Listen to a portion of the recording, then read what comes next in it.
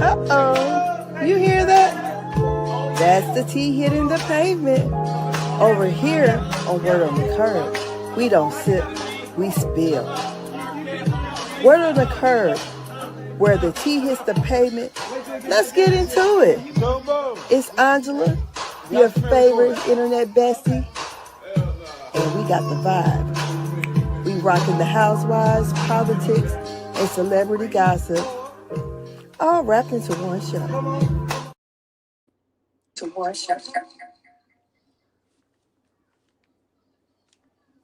Hello, hello, hello, hello. Hello, hello. We are back. We are back. And honey, it is going down with these ladies here. We on season 17, episode 8. And this is what is it called? The sound bath breakdown. Girl, that shit wasn't hitting on nothing. I don't know what spirits they conjured up, but honey, they conjured up a bunch of demons. Ones, okay? They came in there storming and acting a fool. But K. Michelle. Huh? They ruffled up K. Michelle's demons. Yeah, they did. But she I ain't mad at it. I'm not lying. This thing is entertaining to me. It truly is. I liked everything. I'm not even gonna lie. I was here for the whole damn thing. So what would you rate the episode? I would give it 8.5, 9. I think I'm in the 7 to 10 range, and I'm guessing maybe about an 8-ish, maybe 7.5, 8-ish, something like that. It's funny, like I had a chance to digest, and I didn't watch K. Michelle on Watch What Happens, even though I did not like her outfit and stuff. I don't know what's up with her, but whatever. Peace be still. However, I'm like, I came back from the episode, I guess, with a smidge of grace, because at first I thought K. Michelle had lost her mind. I mean, I got her talking to imaginary Martians. I said, when I was watching the episode, I started to think about Flintstones and the Martian. Remember the Great Gazoo? When he would come?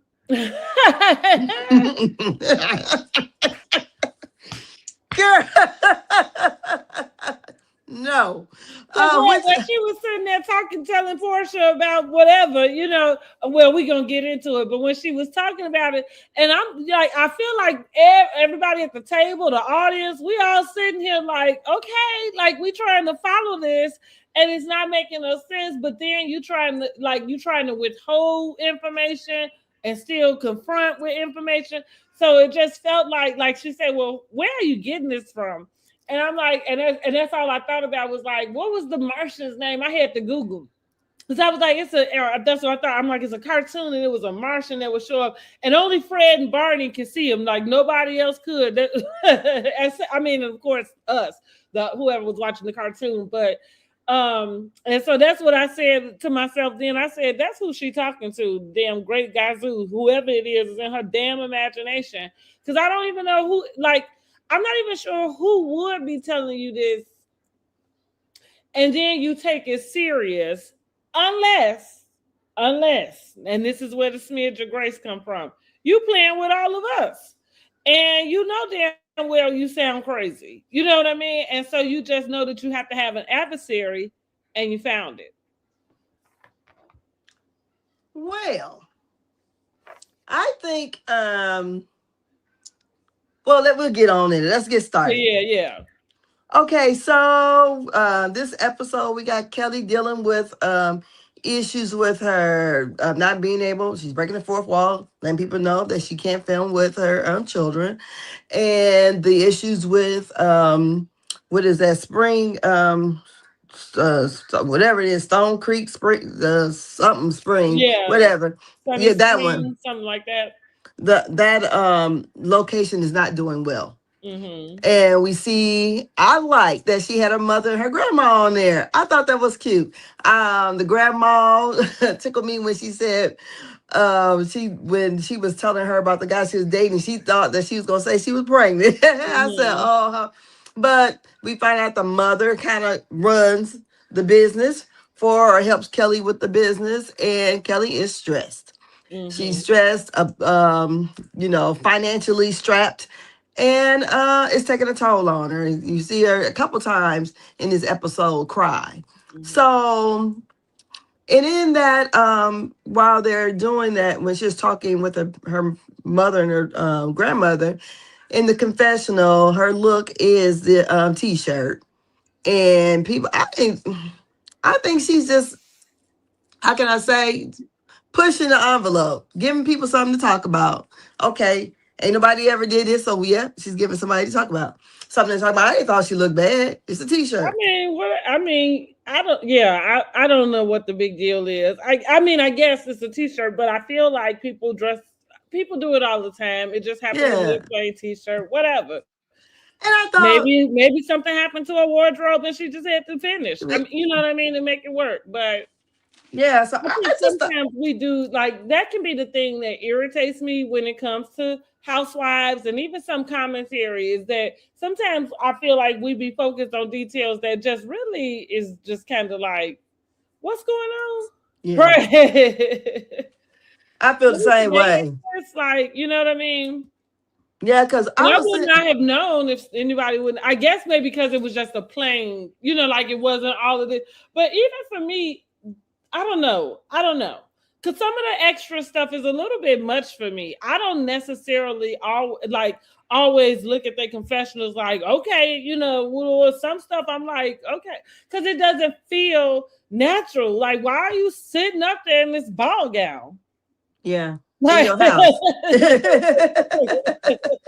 In your house with this ball gown on. But yeah, yeah, you know what I mean? And for me, I mean, I'm all about the bougie, but I guess that's a bit much because I'm very much down to earth also. So that's a bit much for me. You know, some of it. I like some more than not what I would appreciate, and this kind of goes back to Kelli, whether it's what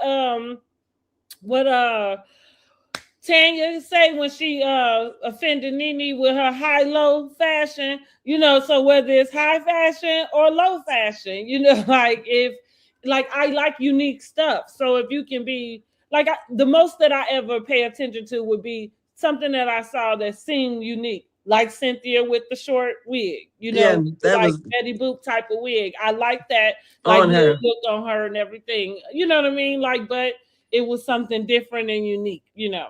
Yeah. So, yeah, because I didn't find anything awkward about it to me either. Mm-hmm. So she's talking about that, and also in some of the little pre-scenes, we got what is her name? Pinky's daughter just turned 4. Her name is Mm-hmm. D'Ella, and she's up there trying to recite her ABCs, and she's just fucking them up with them K's. K K K K. And Shamea has a movie panel. I don't know if they're reviewing or practicing for a movie. I mean, rehearsing for a movie. I'm not very sure what that was all about. So we also going back to Kelli and her grandmother and her mom when she was talking about her new love interest, which is Travis, aka Tony Smith, Tony Scott. Jarvis. Oh, it's Jarvis. Okay, did I Mm-hmm. write Travis down? Yeah, I wrote Jarvis. Lord have mercy. I should remember Jarvis. That's my little brother name. But anyways, Jarvis, aka is she call him Tony somebody or Mm-hmm. Right. whatever, Tony Scott, or I don't know, Tony something like somebody. that, girl. But anyways, the grandma was wondering if this man had a W-2. So I guess she trying to let her know you don't need to be. You already broke. You don't need to be messing around with nobody porting you. Then Well, no, what also, she was trying to say, you know what? Excuse me, put a pin in it. What she was really trying to say, I think in general, was he needs to be working for somebody as opposed to entrepreneurs because and I think especially in Atlanta, listen, entrepreneurs, we know, you know, like they can make a lot of money, but also you can be a fraud. You know what I'm saying? Like and play the entrepreneur game, you know, and you girl, really please, you can work for somebody and lose your job. See, he well, need no, to have I money. understand that, but I'm talking. I feel like that's the reason why she worded it that way was to say make sure he has a W-2, and it probably was at a dig to her husband, and her husband is an entrepreneur. So it's got like, for me, those two things, that's what I think why she said that. It was a dig to the husband, and it was kind of like to tell her, make sure he got a job, make sure he actually has getting paid. I ain't taking it that way, but okay. I'd much rather work for myself than work for someone else. So, well, if that's the case, then you would ask if he had a job. You know what I mean? Like, because if you say does he have like, income? most people say, well, does he work? You know what I mean? But that's that's why I said. I didn't figure she knew the difference. Well, that's what I mean. No, she knew the difference. She know the difference. But I didn't know. I didn't know. I didn't take it that she knew the difference. Does he have a W-2? That means is somebody is he clocked into the government? You know what I'm saying? Like, yeah, that's what that means. I know what a W-2 means, but I didn't thought she knew what it means. Yeah, I don't know if I would want a government job. The usual verbiage would be, does he work, or what does he do, or does he have a job? You know what I mean? Because even with a job, that would insinuate it could be, company related, I say. Yeah. But go ahead. Mm-hmm. Yeah, but so then she also states that she's going to, I guess, go down and talk with the people about, or go make a court date or something, because her husband is more than $50,000 behind in child support, and she's financially bound right now. That's what I can't hear you. I said what I tell y'all about that W-2. That goes back to that W-2. So what if evidently W-2, they could garnish his wage. Yeah, but if he's not making the money, he can't be $50,000 behind, because it's only based off what you made. Well, I mean, for sure, but so that gets all in the crooks and nannies, because his rearage is what it is, but what it indicates, I don't know what he's supposed to pay. It certainly indicates that it's not being paid. And it would be based off of what you made either way, whether it's you an entrepreneur or you a W-2. But what I'm saying is, when you got a W-2, they can garnish the wage. They can't do it when you self-employed. So right in that I just said that's what that lady meant by that. I don't think so. But anyways, you just explained it.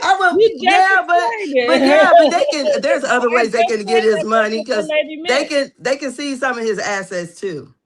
He clearly doesn't have any. Well, he got a driver's license or a car. Maybe that's the next step that Kelli is probably, for sure, going to look for. That's what that would be the next step in any case, right? But yeah, if you don't have a W-2 to wage, then like anything else that you owe, the next thing up is whatever you own.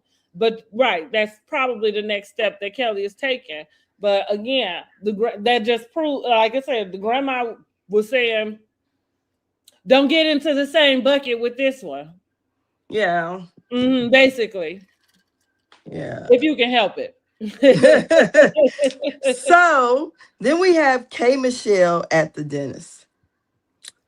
And basically her husband says friends and families do not make good patients. And I believe that friends and family I don't like to do business with friends and family myself. So point blank.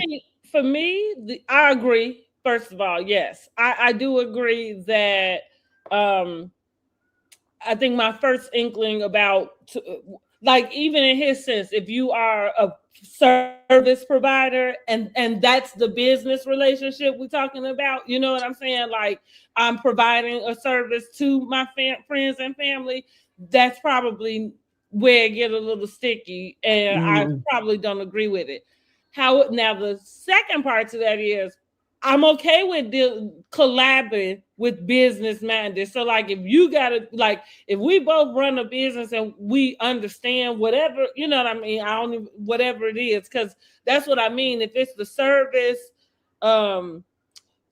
service consumer type of relationship, that's not balanced in any way. You know what I mean? Like, it's not, so it's no way to come out on that where it feels like it's fair. I'll give an example. I have a cousin who cuts hair, and when he started, of course, you try to do your friend's family, and he started doing his younger brother's cutting his hair, and also he transitioned to his locks and everything. And so he's his brother's barber, stylist, per se. So at some point, somebody decides to ask him if his brother paid him. And so he said, yeah, and so they question, why are you charging your brother? Because that's your brother, right? You shouldn't charge him. And, he said, well, there was a time where we don't. Well, first, like I told, when it came to me, I told him, well, first of all, that wasn't nobody's business, number one. But the main thing for me is, if you'll go and pay somebody else what they ask, you know what I mean? Why would it be a problem to pay me? Right, him. So why, you know what I mean? Like that's just kind of where I think people don't get the understanding. And that would be where the problem comes in when you're doing business with family and friends. Because most of the time they want to hook up. They want to hook up or something. Yeah. And that's why I said if we collab, that's something different. Because everybody at least will have a way that works.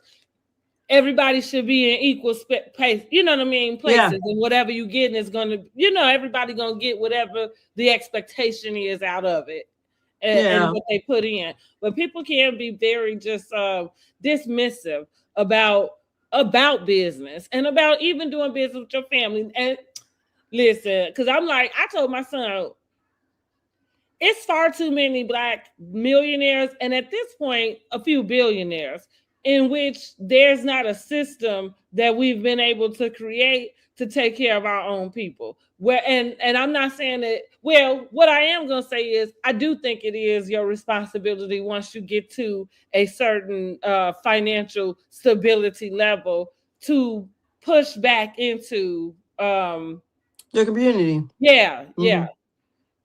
And like then the stuff we go through, if we really had that mindset about like there's no reason why there's not another Black Wall Street. That's it. Okay. Yeah. Let me before we get on a whole nother tangent, but yeah, but again, it go back to that though, because that would be the reason in a sense why why one thing don't exist, because first of all, you can't get your friends and family to do business right. Go ahead. So, he said, also they talk about the Dallas trip too. And then they flash over to, I guess, her, K. Michelle, Kelly, and Phaedra. They had went to some pottery class or something. And K. Michelle expressed to her about how she felt, who she felt was plotting on her, and that she knew about it, that Phaedra knew about it. And Phaedra goes, I only knew about the Black stuff. I didn't know about nothing else. And so Kay says she trusts Phaedra because I guess Phaedra knows when to stop. Kay is full of SHIT. I told y'all a couple of reviews ago. I don't know exactly when. Maybe it might have been the first one. But I see that play where Kay just knows not to fool too much with Porsha and with Phaedra. That's why she has so much energy when it comes to Drew, because she knows she can play with Drew. You know what I mean? And even in the audience, right? You can play with Drew. But I feel like even for us to get down to the dinner when we get there and what took place between Kay and how she's, started off with Porsha, it didn't even feel that way when she was telling Phaedra. But last week, what I want to say, Vietnamese, or you distinctly included Phaedra as a part of this scheme. You know what I mean? So, but when you're sitting there talking to her, you really mousy with it. You know what I mean? To me, you know what I mean? Kind of tiptoeing around, and again, I'm not asking K. Michelle to be indignant, right? But I'm asking her to show up the way she wants us to respect her as showing up. You get on everywhere else and you sit very strong and, you know what I mean, in your words. So I don't know. Where was all of that when you was where was it? Well, I don't know. So Phaedra did say in her confessional about, like like I don't even know nothing about it basically, and I this whole situation to me, when we get to it, if you are a person that thinks like K Michelle and thinks people are out to get you, then I can understand why she feels that way and how she tried to lay it out and be respectful as she had said it. But so she was basically telling her husband that, she's been kind of calm. And he was like, well, the other people agree that you're calm. So that whole situation, I don't know. So we get to the core four, because I see online that Porsha is calling themselves the core four. So it's, Okay. girl, I'm through with Angela ass. But anyways, Phaedra, Angela, Porsha, and Drew. And Phaedra says that Angela is looking more youthful. I said, Okay. what? She said, since she helped basically saved her from that from the horse or whatever. So, and also they make a point to say that basically Angela wasn't in the rooms that Phaedra was in. Mm-hmm. So I don't know, was Phaedra at some kind of award or something? I don't know what it was. I didn't really read the caption, but she was somewhere, and Angela was not there. So Phaedra lets the ladies know about what K Michelle has said, and they are like, what? Confused. Yeah, like everybody. Like, everybody except for K Michelle. so they're like confused, and Drew is like, what? She's listening. One of them makes the comment, I believe it was Drew. No, it was Porsha, that says the voices in her head is telling her this. What I was looking at online, and I was like, damn, Shamea just can't catch a break, because everybody is swearing up and down that Shamea got something to do with this. Well, and I feel like I feel like, okay, we're not seeing it at all. So for them to say that, okay, this issue that K Michelle has with Porsha is somehow Shamea's fault, I don't think that's right. Well, I think it's the problem where when you have something that you are saying someone told you, and you won't say where this information came from, and yet there's this rift in the group, right? And conveniently you found yourself as a confidant, as we found out last episode while they was in Dallas, right? Because that's where that speculation, I guess, started. And and I just think that I'm not necessarily saying that it's Shamea that said this to her, because, well, I'm not necessarily sure if I believe that somebody told her, but this is what I'll say. I'm not sure why she would make that part up, right? So fine. Somebody has said something to her about this. Shamea is the only one that necessarily has admitted to formulating an alliance. I think that's probably where this is all coming from, right? Like, because you just got to put two and two together, and then now you done found yourself spewing out these people who you don't know, right? And so, because even if somebody did tell you this, you don't even know them well enough to take that information in, unless you're getting it from somebody you feel you can trust that will tell you, like that. So okay, my thing is, well, where would Shamea get the information from? Well, they don't even talk to her. So I'm like, I don't know, because it sounds off the wall to me, right? But it sounds off the wall to me. As far as the whole smelly, odor thing going on, I feel like that was a wound that K Michelle, let jump out her fucking body. Yeah, but on the thing with the whole ex, and like, I know that's later on, but she act like like that's the other gripe, and that's what I mean. That I think she's been trying to find an adversary. You know what I mean? Yeah, Somebody that she but can have something to go back and forth with. Because like first it was the vagina comment, and now we talking about this ex that feels very odd that you would have anything to say about it to her while you sitting up with a whole damn husband. yeah, so I mean, because evidently they must be friends because he called her, But is what she again, said. even with the whole friend, see one thing, and I just call this out real quickly because people, everybody does, or not everybody, but some people do. One thing that I don't really fool with or gel with when it comes to K Michelle, is this thing of where she has stories, says things, um, uses antidotes or what have you. And I think she believes that is something appealing about it. Like being friends with this guy who you calling your ex. And I also think she may be using the word ex lightly. I would be Loosely. very, or excuse me, yeah, loosely. I would be very interested to understand what her definition of an ex is. You know, like, are we just talking about somebody you, because right now you talking on the phone with the person. So can he not date anybody else that you know? I mean, you know what I mean? Like, what is the dating?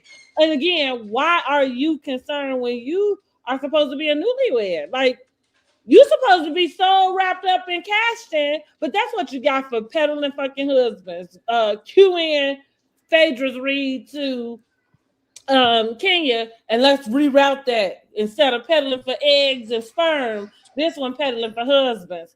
And that might be why she's still talking to this one. And that could be why you really got an attitude, because maybe you couldn't get in touch with him on the day you end up going to the courthouse with Cashton. And now you got a gripe with Porsha about it. But I think I don't know. K Michelle is a little off to me. And I think she says things that she think maybe ghetto girls do find it cute. You know, maybe ghetto girl, like even the story about her and Cashton and how they got married. I think she thinks that's romantic. Um, or that somebody thinks so. And maybe somebody does. But I'm here to tell you, ain't nothing romantic about that. It screams desperation. It screams like you need something to prove. Um, and it feels very sad to me. So that's kind of how this looks to me. So that's why I'm like, is she playing with all of us? Because you can't be serious. Okay, so anyways, we get the court for they don't know about this scheme that's set up by Todd to plot against Kay. And so Phaedra calls Portia the bully. And she go, am I the bully? And then what's her name? Says, am I the drama? What is her damn? I can't think of her name. Drew. Mm-hmm. Yes. Okay, so then we at the next scene we have Portia at her house with her mother, Lauren, and her daughter Pilar, and I didn't catch the niece's name. I didn't. That's Uh, Bailey. Bailey. Okay, so Pilar is interested in lizards, and I guess she wants a lizard or whatever. Portia has a man come over with a snake. so in the meanwhile, the the mother Was and that K Michelle X? No, let me stop. the mother and was Miss Diane and Lauren. They're all talking. They talked about Dallas, and basically what all the issue was down there, and they was talking about this was the main event was supposed to be for um Cynthia, and the men that came, and I guess the question was I guess Mike going to stay at the ranch or the compound like place, and she said she didn't want to be laid up on the girls trip, with him, Which and I the other women are married, so no, and I think she probably didn't want that same shit that how Kenya did the other time, was so after no. that Bolo debacle. That was Yes. funny that she worded it that way. Yeah. So then so the guy comes with the snake, and Pilar like she is scared of that goddamn snake. I'm like, the girl said she wanted a lizard. What made you think about a snake? It's Mm-hmm. such a big snake. And the Bailey tickled me because she passed it and she said it feels like a purse. I said, look at this Mm-hmm. baby. So basically, Portia is torn in between the two, Mike or Sway. Mike has an issue if she does not want to have children. You know, that's the end of everything because he wants kids. Sway wants kids, but wants to carry the kid. She says that I guess well, Lauren says that Mike felt like Portia ghosted him like 3 days, and then he sent over the mariachi like band, and then when the band came over, Dennis was coming. So, and she was basically saying that she has a decision to make, but she's dating, and right now she don't have to make one. So, so it's either taco night or movie night. Choose one. So, what did you think about? I think Portia just goes for the highest bidder. And I don't, that doesn't mean I'm calling her a gold digger. I like Portia. Portia is probably a favorite housewife of mine. But I mean, that's just calling it how I see it. I think she is available to the highest bidder.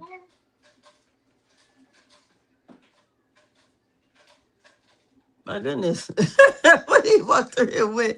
What you got? What? Or car seat? Oh, okay. Okay, I'm sorry. So, yeah, I was kind of wondering with that, but she's dating, so she can take her time or whatever. I So then mean, we yeah. have, so I like the scene with her and Sway. Anyways, when we get there, we have Shamea and Kelli meeting at the surrogacy clinic. And Shamea is letting Kelli know that she's concerned about this last embryo that's a male. They had 5 transfers that did not transfer well, 5 failed transfers, and she seems to be worried and probably uncomfortable, whatever, trying to figure out what Gerald wants to do. And Kelli had asked her, would you, basically would like to, get like maybe get donor eggs from your sister. And she's like, no, I don't think she would like that. I guess she's kind of, I don't know, must have promised this man a baby boy and it's not happening. And she lets Kelli What it know that. feel like to me. Like she, and this is the part about Shamia. I hate to do this to her. Um, but she really does give a lot of pick me energy. Even upon walking into that office with Kelli and introducing her as your best friend, something about that just kind of didn't sit well with me. You too grown to need a best friend everywhere you go. For me, like you got, you sit here to talk about whole fertilized eggs. You know what I mean? Like, come on, girl. Because and what I mean by that is your friendship of 20 years break up, and and this I girl don't you believe they've been friends for the last couple of years, though. I just don't think they were that close. no, They might- well, even still, I'm just pointing out the history, yeah. and what I mean is, this whole revamp of, oh, this is my best friend. Like again, I don't care if they see each other in that what manner. I think it's the public verbalization of it at her age and where we at. Like it just like like you said, it feels like Shamia just can't catch a break. And not with me, clearly, because I didn't like that. Then you there with the about these eggs, and it did feel like it just felt uncomfortable because It it felt, did? yeah, I was uncomfortable. Yeah, Why? I think because it does feel like she, I guess, promised this guy something, and it looked like she's scared. Okay, yeah. Like Well, it for looked that. like she has some like real fear. Like she Yeah. thinks this man is gonna leave her. And for me, That's I'm the way not it came sure where they across. came from, huh? That's the way it came across. Yeah. I thought you were talking about uncomfortable with Kelli being there. I'm like, Oh no, not that. The uh, only thing with that was just her introduction to, you know, Shadina as, oh, this is my best friend. You know, it's just kind of like, girl, are you in fucking high school? Like, you know, nobody needs to know that. The doctor certainly doesn't. Yeah, for real. You know what I don't know. Like, and again, the optics, you know what I'm like, it's just, again, it just kind of screams pick me for her. And then here we are with this fear on your face, you know what I mean? And it just looks like pure terror. Not that it's something that you want so bad that you're afraid you won't be able to get. It's like, what is going to happen if I don't, you know what I'm saying? Like, if I don't give this man a boy. And to think about him being in African culture, and even with his demeanor, we don't know anything about him. So I'm not like trying to presume a personality type on him. But I am going to say, I do think that probably having a male child is something that's probably important in culture wise, you know, because it wouldn't be the first time you heard of it, yeah. and not more so It's than all like, his fault. He should have shot out. He should have shot out a boy on the first one. It's his fault. well, I mean, you know, I'm just, I can see what you're saying, but I mean, you know what I mean, and like I said, and it just looked like sheer terror in her Yeah, it face. did. You know what I Hmm. mean? Like not oh my God, this not gonna happen. It was different, you know. Yeah, Like I it's like, said, is he gonna make a baby with somebody else? yeah, it was right. That's what it It was seemed like. different, and that's what I mean by it. Just made me uncomfortable. Like, I don't know. It felt like I saw something in that I wasn't supposed to be in on. Yeah. And so,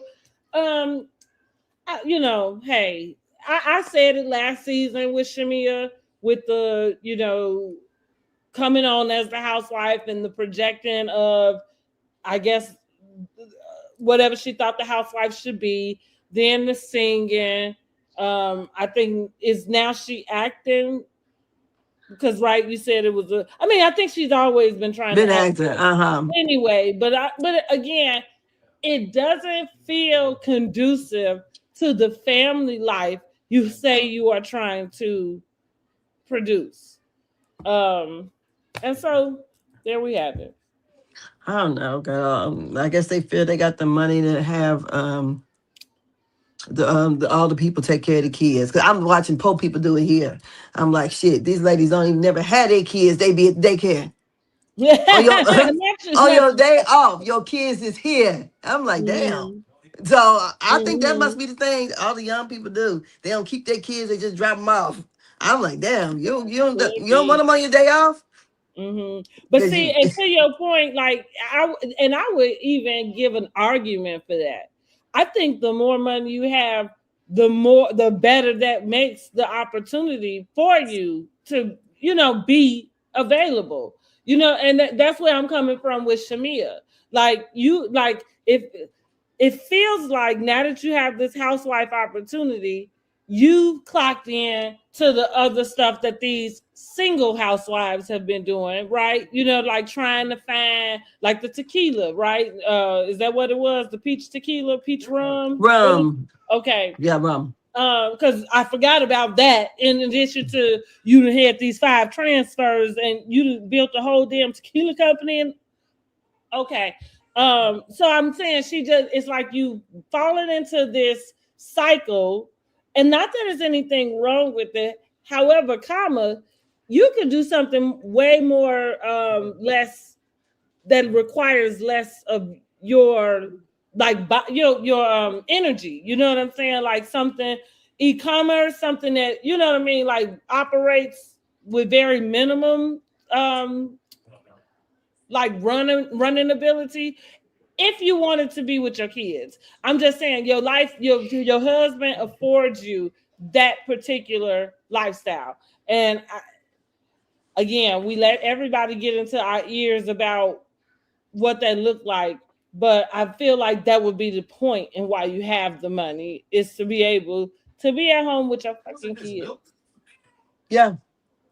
Well, I you took you my know, a kids lot of to rich people daycare got on my nannies. off day because I might have needed to do some running around. Now maybe Nah, they not always every here. off day. If you work, I worked 13, 14 hours a day Mhm. and commute. So damn Skippy on my day off, I wasn't dropping my kids off nowhere. I feel that though. Yeah, But that's yeah. what I mean. Maybe not every off day, but if I did, it might have been because I had some Mm-hmm. business, you know what I'm saying, something to take care of. But no, I spend all the time I could with my kids. Yeah, I especially just while was they're that way. Yeah. yeah, especially while they're little. Yeah. So yeah. Okay, get the baby up out of here. And I guess that's probably that's probably why I feel I that don't think way she's going about to eat though. Shamea and about watching her in this journey. Not that I'm not empathetic to what it is she wants to achieve, but I think I'm just like, you don't seem like a person that's really checked into that, to that journey. So maybe that, and maybe because maybe it will be a deal breaker for them. Maybe she already knows that. But she needs to go on and tell her husband. Well, he knows that the transfers didn't work. He just don't want to be there for the filming. I think that she doesn't, because I feel like if he has the ability, like if there's more to do, that he might be one more to do. And I think that I think her in general, and I think it happened this episode, or was that a clip? Because I feel like she's gonna have a conversation with her mom.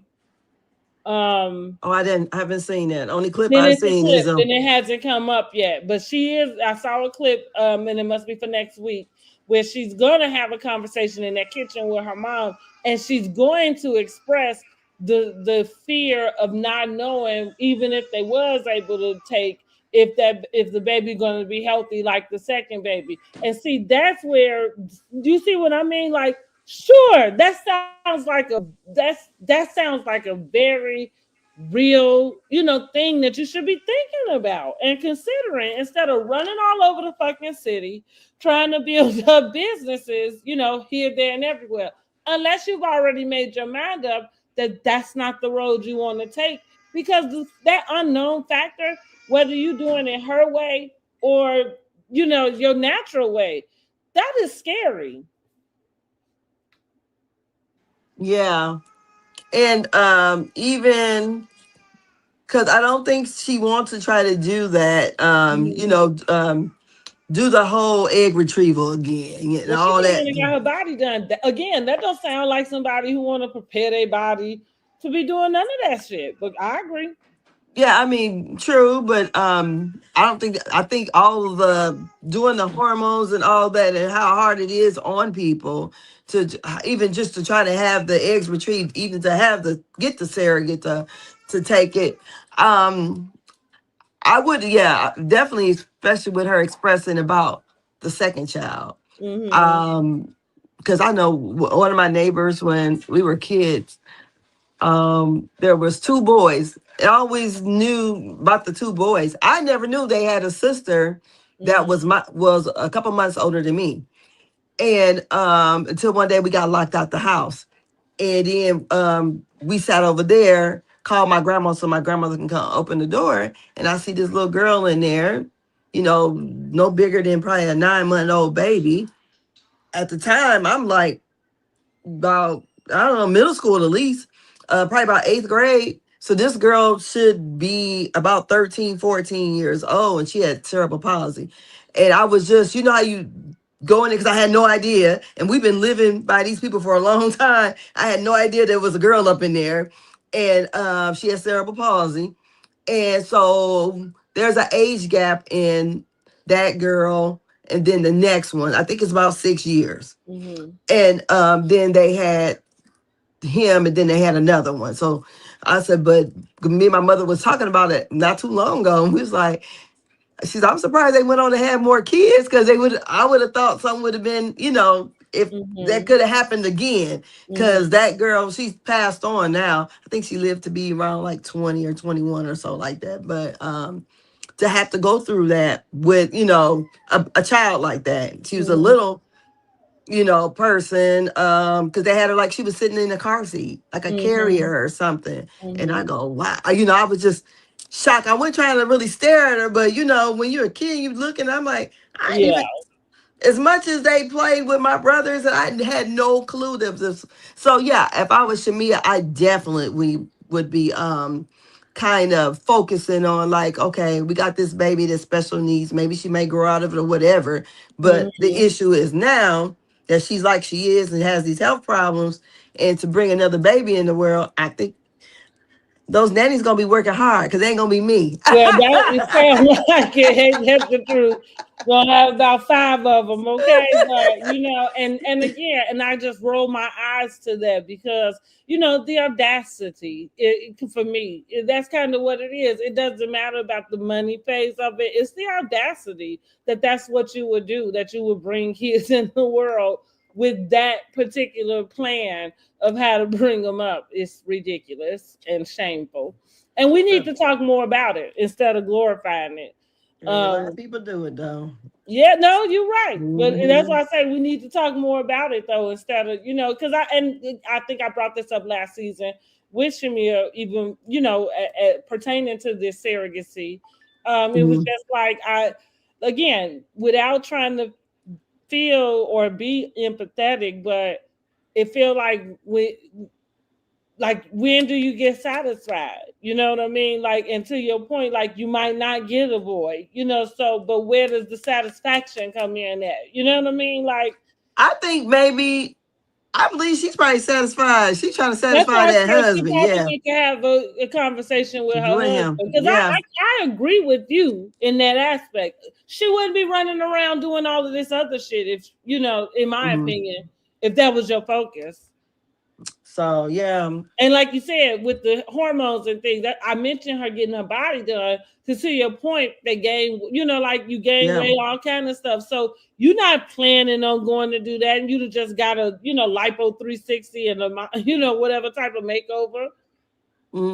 So I don't know. That's a bit much. So, and he don't like her doing love scenes with a man or any whatever. He don't like watching it. I said it sounds like that time when Candy was on the Shy and she had to do that love scene at the yeah on Mm-hmm. the Shy, Mm-hmm. and Ty had an issue with it. Mm-hmm. Like really, they acting. So I didn't Well, know I how to. guess we only got an issue with it when it's not in their own bedroom. Well, he got an issue with her being with a man. Because remember, they can do threesomes. She can do Mm-hmm. threesome with a woman, but not with no man. Oh yeah, that's true. It's the whole. Uh-huh. But So, I was like, you never know. It might get wilder than that if it's I don't all think four so. of them. I'm just saying, what here? Once you open one door, don't try to tell me about what the limits are. You know what I'm saying? Nah. You've already He crossed said he gonna be the only it. dick in the room. Yeah, I imagine so. And again, sound good to me. But again, once you cross limits, don't try to, Yeah. kind of reiterate to me what the limits are. Shit, like you've already stepped over there. So who knows how wild it get for real? Shit. He said he gonna You be the just keep only it to one. yourself. Like you could have kept that, but you know what nobody would know Mhm. if you hadn't said it. That's why that's why I say things about. I think there are things that people say, and it is like I don't know if like I guess shock value is the word, but going back to K Michelle, I think she thinks that she's resonating. I just don't know if she feels like she's resonating with the right people that she want to resonate with. Cause some of this shit you talk is real hood and ghetto.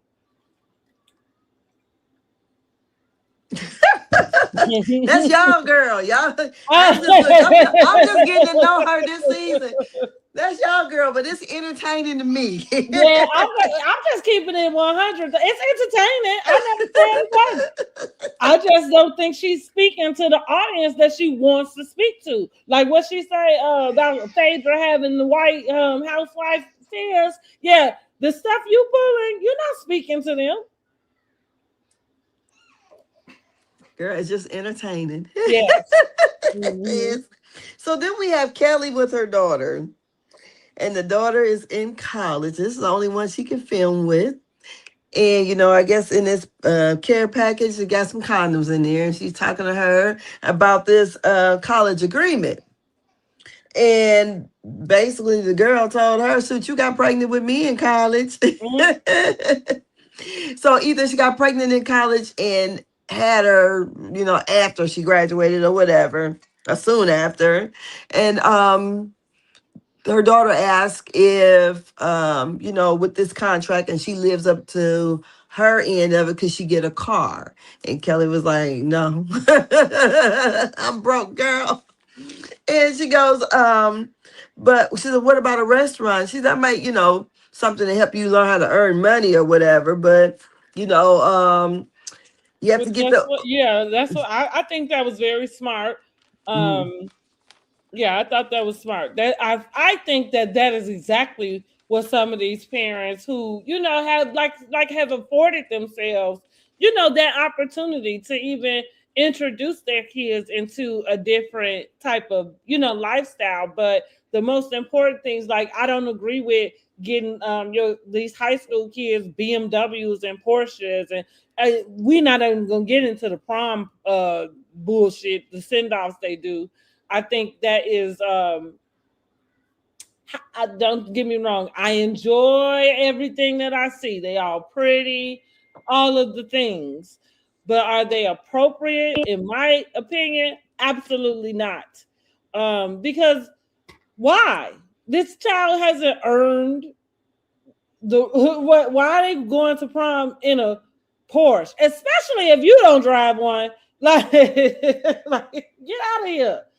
Mustang, okay, I can go with that. But even a limo, like the traditional stuff, cool. So, huh? But I was going to say, you about to take away the limo too? No, that's what I'm saying. The traditional stuff I'm cool with, but it's kind of like the extra, like we just, sometimes we take one thing and we just go too far. And I feel like those are one of the things. So back to, like even the celebrity kids and things. I don't agree with getting your high schoolers, BMWs and G Wagons and things like that, because I do think it's most important that they earn it. And while they may be doing a great job at school and all the things, that's their only fucking job. So that still is in perspective about what they get. Because don't get me wrong, I spoil my kids. And I think that all kids should be, if they're able to, in whatever capacity that is, right? I don't give a damn what your income level is. Your child should feel spoiled. Right? You know what I'm saying? So fine, but I'm also saying there's a balance about it, and I use the word spoiled, but I use that loosely to say, yeah, if they doing the things that they should, and are supposed to be doing, then you reward them if you that way. But having things at an age before it's even your time to know what that is, that's inappropriate. Well, I'm gonna go this way with it. I can't see Blue Ivy going to high school driving a Like, what you say, a Toyota yeah, no. Hyundai? I'm not. Honey, So listen, I can't see Blue Ivy driving herself to I mean, because school. more than likely they're probably going to schools that's costing 30, 40, $50,000 a Right. semester. So they're going to be driving the cars that the other kids is driving. These people are Mm-hmm. super rich. Mm-hmm. So she ain't pulling But up in a. what I would think is you might have a driver. You know what I mean? Not say I think, like, Yeah, but even still, with once that, they get a I chance think to I get a understand car. what you're saying. Like there's a mix and a community that you are accustomed to. But Yeah. I'm thinking, I think that she would have a driver. I think her car. Now again, I ain't saying a Toyota, right? I'm not saying Toyota, but I'm talking like let's say Benz, like a Lexus. You know what I'm saying? Like, because when you think about the hierarchy of luxury cars, But what they parents ain't driving no Lexus. She probably ain't fucking seen a Lexus before up close. So okay, fine, no. Lexus is real. Okay, so that was the first step, right? So then Look, let me tell you something. I was watching something and they had T.I. little girl. Was it what's her name? The little bitty baby. What's the Paris. yes. And they Mhm. had her and what's the little bitty the little girl, the what's that damn little girl name? Little kind of brown skinned little girl with a whole bunch of hair, kind of little chubby, cute girl. They was doing something together. This was like last year or the year before. But they had them to like name like expensive cars, right?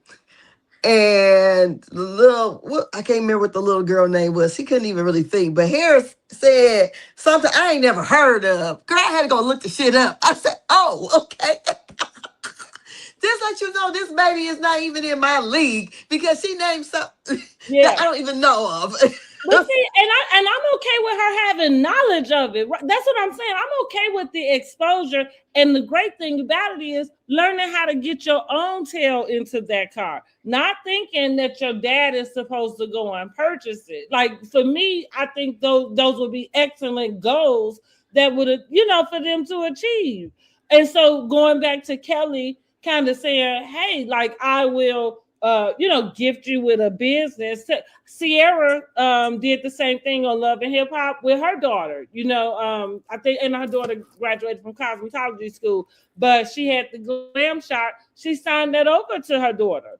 Listen, now, and you hope that they do well with it. But what I'm saying most importantly is it does just give them a sense of how to get how to make the money, how to get the money.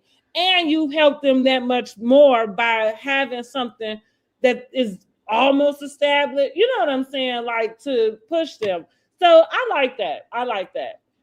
Well, I don't disagree. I'm just saying that when you have different income brackets, No, it's just you're it's right. just You there is a point to what you're saying, and I can see what you mean. yeah. I guess I just think, maybe I'm thinking on the level of what I be seeing with the prom stuff. Like, and the people who doing that shit. Like, you know what I mean? And it's Yeah. not for me to say who can afford what. But all I mean is just some stuff just feel out of balance. You know what I'm saying? And I just, it's like, but like you said, that when you roll in a different circle, things are a little different. I got you. Yeah. So yeah, I understand it because when I've seen some of the prom send offs and seen the people living like very looks like poor, but they doing all these extravagant things. I'm like, okay. Go ahead then. Blow your money. Yeah, like I'm okay with send-offs. Well, I think that's a part of the tradition, right? Yeah, well, Sure. okay. Like the send-off is a part of the No, I tradition. ain't talking about that. I'm I'm talking about okay all with the decoration, but I kind of like I'm okay with like a backdrop. I'm okay with the most simplest things. You know what I'm saying? Like I'm okay if it looks like you can afford it. Huh? I'm okay with it. It just okay. If I'm looking at a send off in my neighborhood and somebody got a fucking helicopter as the backdrop, we like, that really. Overboard, too much. But if I'm looking at a send off in a very upscale neighborhood I wouldn't even think twice about it. But But you when want to know something? They're not doing that shit over there. no, they just That's probably what's putting it so up funny there. about it. If you really pay attention, they're not like I had 3 sons go to high school, and they all went to their proms, homecomings, and everything. We didn't do anything even, and I thank God because to your point, what we was talking about with the celebrity kids and everything, that just wasn't what was going on. Like that we met together. There was you got refreshments and food. We might have had a spot we went to for them to take pictures. The nature was the backdrop. You know what Nobody, but I'm saying, and just in general, they weren't out of place because nobody, like that just wasn't happening. And so that's what I mean. Like in the upscale neighborhoods, they're not doing that. It's other types of neighborhoods that's going in. They're having send-offs, but it don't look shit like that. Yeah, so I'm just like this. However you want to spend your money, go ahead and spend it. I don't give a damn. Yeah, I like to that's the truth too. so if that's what you saved up to do it with, go ahead. I don't know. Maybe got somebody. Evidently, these people got some ballers in their lives. Yeah, Because yeah, because usually us hardworking people ain't throwing your money down the toilet for one day like that. yeah. I, Well, I, I just ain't. I just ain't. I mean, my kids, I would say, were spoiled. But I'm not having a helicopter as a backdrop. me No, so no. But if you got I it, mean, like flaunt you it. said, it may have been a few things you splurged here or whatever. I don't know. Like I say, sometimes some stuff is just a little overboard. And I just think some of the things, like even with like going back, it's almost like we do this big thing. Because some of the stuff gets looking like wedding receptions or something. And it's kind of like, do you feel like they not gonna celebrate something else? Like I don't understand I don't get it. I I think think that's what it is. I think it's the trend. It's the trend, and now Okay. everybody wants to do it. Okay. Just like the same kind of thing, like when it was the trend to go and get your parents standing in line for them damn Jordans. That was the trend. Most of the people was in line was the poor people. It Yeah, wouldn't be, that is what it is. So mhm, it's the trend. This is the thing that somebody made, that the thing to do, and mhm, everybody's gonna stun on them. mhm. So that's like my mom called it showboating. Yeah, I So was you gonna say keeping showboating. up with the Joneses. Yeah, so they showboating, and usually people who showboat don't really have it like that. So that Okay. it is what it is. And Kelly let her daughter know, I no. don't got it. Don't even worry about that. Get that on out your brain, right? Girl, I'm like, did she get rid of them 17 purses from last year? Did you find them? Because you were showing us a whole bunch of stuff. Now you broke I this year, mean, but you maybe so. And one thing, like, even though I'm like I say, the transparency is cool, and for me, it doesn't make me look at her any less. oh Like, no. you know what I'm saying? Like, oh, you was front, and you really, it don't make me look at her that way. I'm kind of appreciative that she's open that way, but I guess for me with a business again, I think more what I'm taking out of it is just kind of just that thought of not knowing how to try to build business and go into it right. So like again, not being your personal guarantor, you know what I mean, to Yeah. your stuff. Mm-hmm. And how that can just kind of go wrong, and especially with restaurants having like the type of turnover they do. Because Yeah. even with like her thing, chicken and wop. Now, listen, they say that chicken good. I might have to try to give me some, but that feels trendy. You know what I mean? In a Yeah. It is. as It's far as very trendy. restaurants Yeah. go, Uh-huh. yeah. And I would also say especially when she already have one, then she opened up the other one thinking that it was gonna do it just as well, and it's not. And So you got all them the money 17 she's Kelly bags in your thing, because like you saying, now the one did good. So what you went out doing was spend all the money. well, and then all getting the thing up and running and all this overhead cost that she had, Mm-hmm. then not getting the money from the Mm-hmm. ex-husband. So I can see where one minute you doing fine, and then because it happens, and Yeah, the for next minute sure. you bankrupt. Yeah. So, and I No, mean, you just got more zeros to work with than some of us. That's all. yes. A couple more So and then commas, maybe. just like some of Because these I'm people, sure her idea of like broke or, even what makes her have to go into bankruptcy, it wouldn't be anything like what you know what I'm saying, yeah. finance portfolio is looking like. Yeah, and plus they want to stop it, stop the hemorrhage, cut it off quickly, Hmm. before it starts affecting, the credit and all that Hmm. stuff too.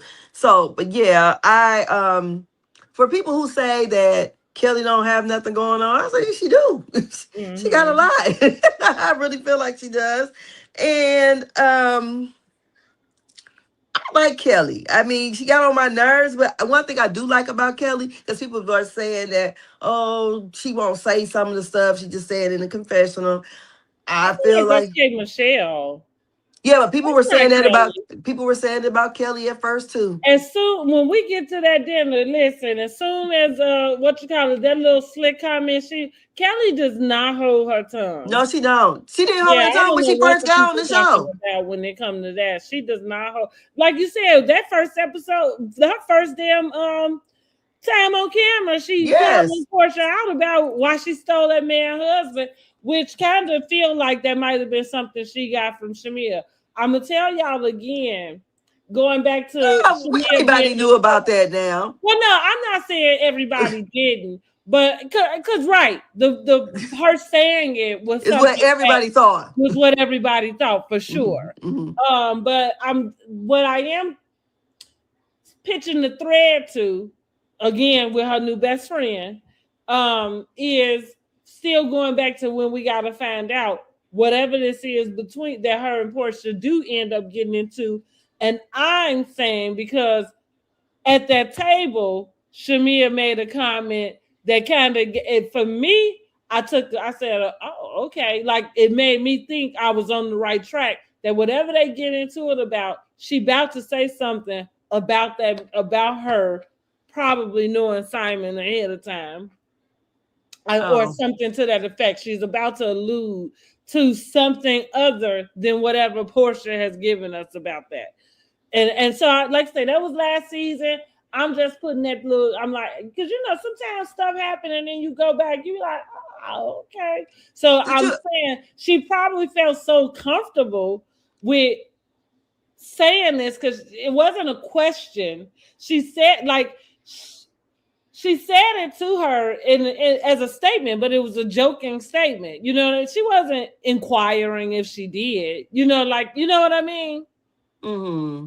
So it felt like you already knew. Even though, again, I understand all of the semantics behind it, but Shamea just don't have her because hands clean. did you Shamea watch Carlos King last night? And what Claudia had to say? Oh, I did watch Carlos King. Remind me about Claudia. Because Claudia talked too fucking much. Claudia wanna be down so freaking bad, but I'm gonna tell you, like, this is the thing that Claudia, and she did it when she was on her season, but even now it's too much. Like what I'm about to say is she went back on whatever her confirmation was about, because Porsha said she had said that they did know the same person. They dated the same person. They dated, that's what right. Porsha said. And then and she said, folded back on that. She said, because I did not say that. I said they were friends. Right. Yes. And see, my point with that is you talk too fucking much. You be too busy trying to be fucking funny and trying to, you know what I'm saying, have the tea, spill the tea, when sometimes, even if you are in the know, you probably need to shut the fuck up. Girl, she doing like everybody else doing. Shit. Well, Carlos ain't about to say shit.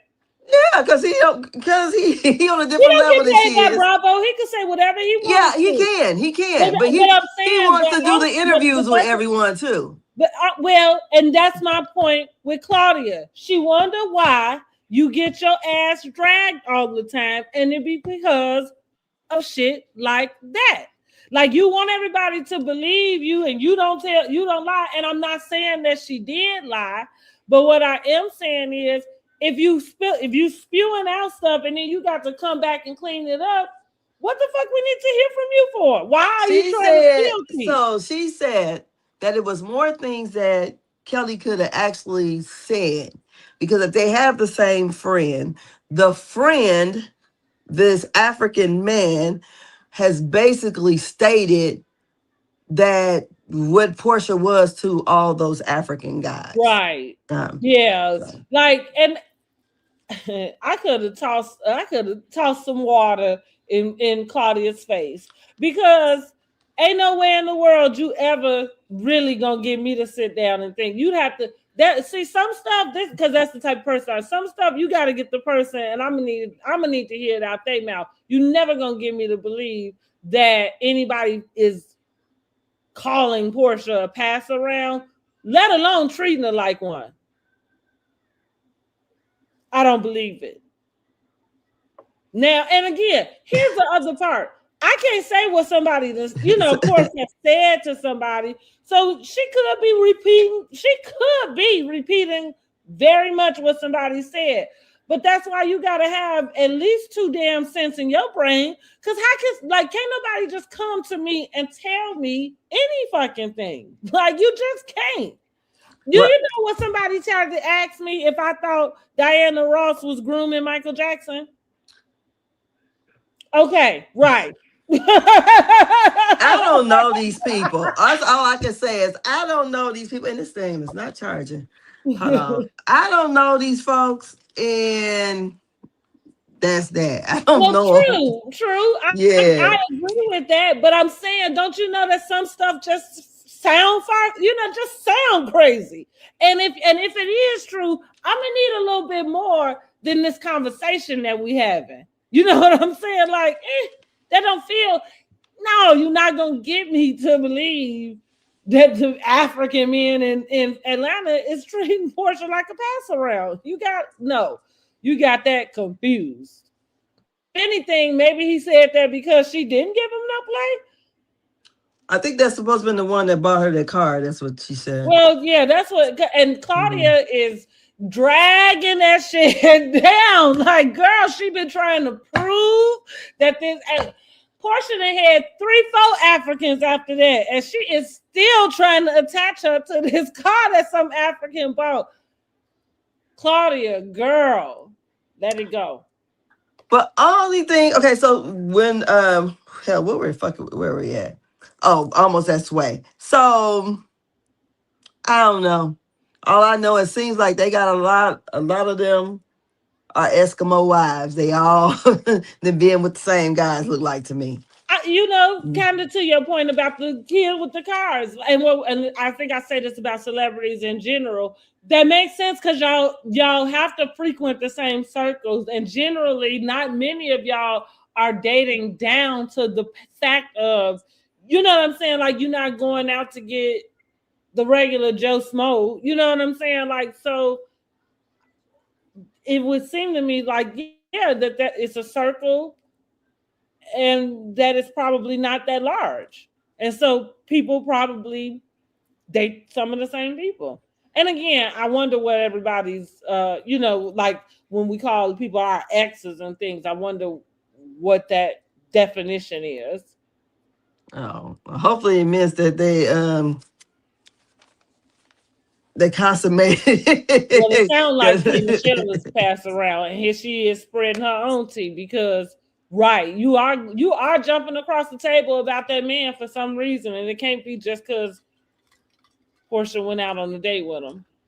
From what I heard, that what they were saying, seen online, that they were connecting Mano to both of them, R. Kelly to both of them, and somebody else. Seems like they had several. Okay, yeah, like.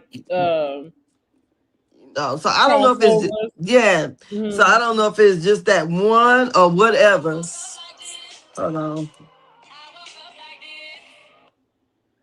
Yeah, so I don't know. I just feel like I don't know why Kay worried about either of them though. So I don't get it. Other than the fact that let's get to Sway because I like this episode. So I mean this scene. You got Sway and Porsha. They're going out to some, I think it was a speakeasy, they said it was. And this is a place they actually, either they met or went there together. Did they meet there 10 years ago? Oh, they pointed to an area where they met, and she said that I think Porsha ghosted her. Porsha said she wasn't really ready to, even, know if she wanted to do something like that. So Porsha lets her know that she's still exploring her options, and she's exploring her options with her and a man. And she said, but she's not not taking her for granted because she know that Sway can take care of her, as she said, and that she's just basically weighing her options, and she's dating. And Sway asked her if she could see herself with a woman. And basically Porsha said, yeah, and if it works, then I'm gonna love you basically out loud, is what she said in her confessional. I was just looking at the interaction between the two. I don't believe Porsha and that dude Mike got nothing going on. I No. don't. And it just don't seem like it. But the way she was so giddy and smiling, and it just seemed like, okay, there is chemistry there for real, for real, for I real. can agree. It does feel like there was chemistry, and I'm not going to back down. I do think Porsche is just Oh yeah, the highest bidder. Also, that I yes. think Mike probably wasn't, spending enough money. Just in general. Because why you saying Um, the mariachi band? I didn't get that. yeah, maybe it's a private joke between them, but Was yeah, that I don't Taco know. Tuesday? I don't know. Yeah, yeah, I don't know. I'm with you on that. Again, clearly he wasn't spending enough money. Um, But I did. I mean, I thought they had a decent interaction. I'm always I don't know. I'm just always curious about how like women like Sway, they know that they want to date women and only women. Because like when Portia, mentioned that she was dating a guy, she's like, Her face, you yeah. know what I mean? Yeah. And so it's just like I'm just always confused about why y'all go date straight girls. Because even though Portia is dating her, I think this way about Niecy Nash as well. And maybe it's because of my introduction into it. So I and I don't want to label anybody to per se, and I'm confused by a lot of the labels that are out here. But so that's kind of where I just keep things very black and white, cut and dry. If somebody spent their life being attracted to men and dating men, and I do understand fine about whatever this attraction and chemistry and everything, um, but I would think that their appetite is still for men, at some point. Like I don't, it's just confusing to me, but clearly it's not even for me to try to decipher. I wish them nothing but luck. As long as she spends the money, I think they'll be fine.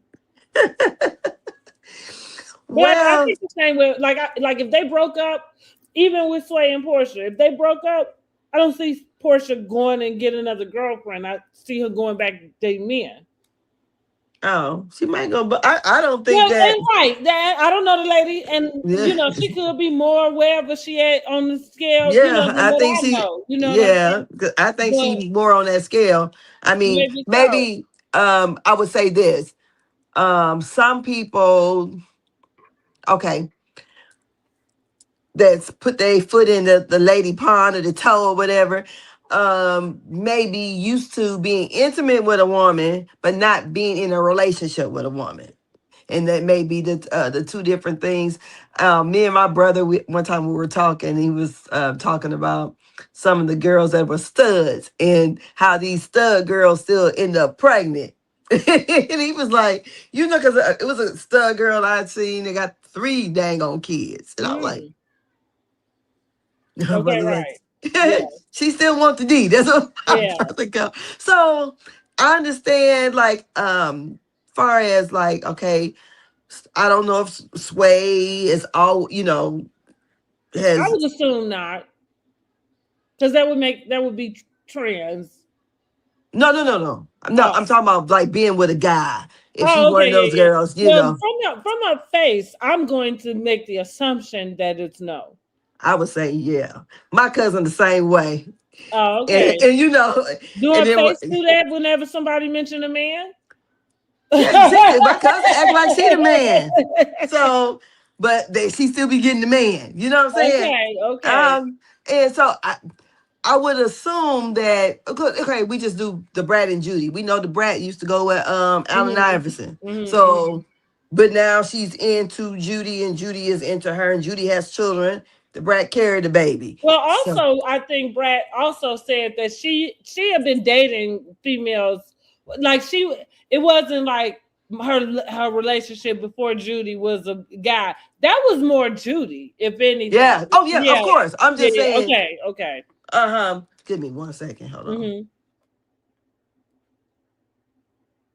Yeah, so we just are in here discussing Real Housewives of Atlanta, the latest episode, season 17, episode 8.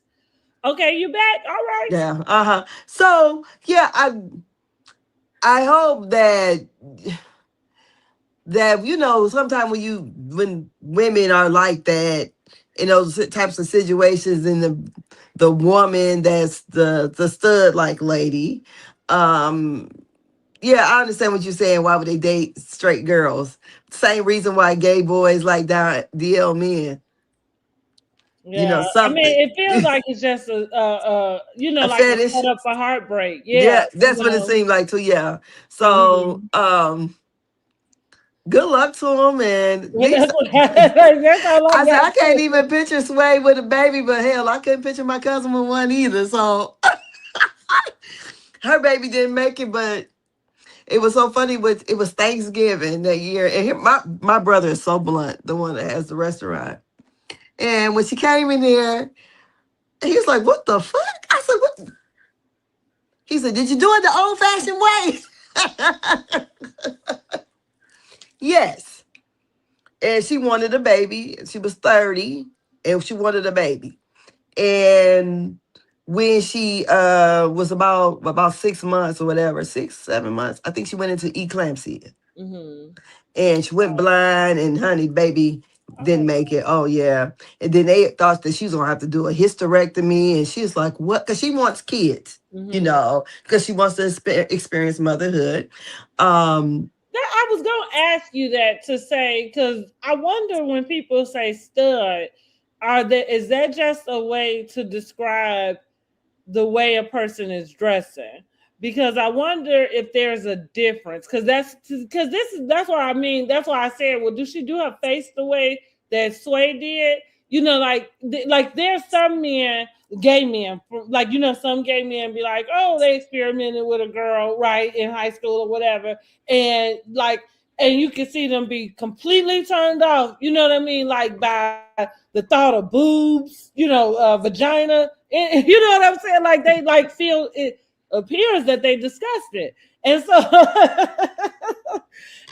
that's the way that Sway, like that was the look I got on her face. It was kind of like she did this like eye roll, but was a little disgusted, about it. I thought she was. I took it as to like the competition.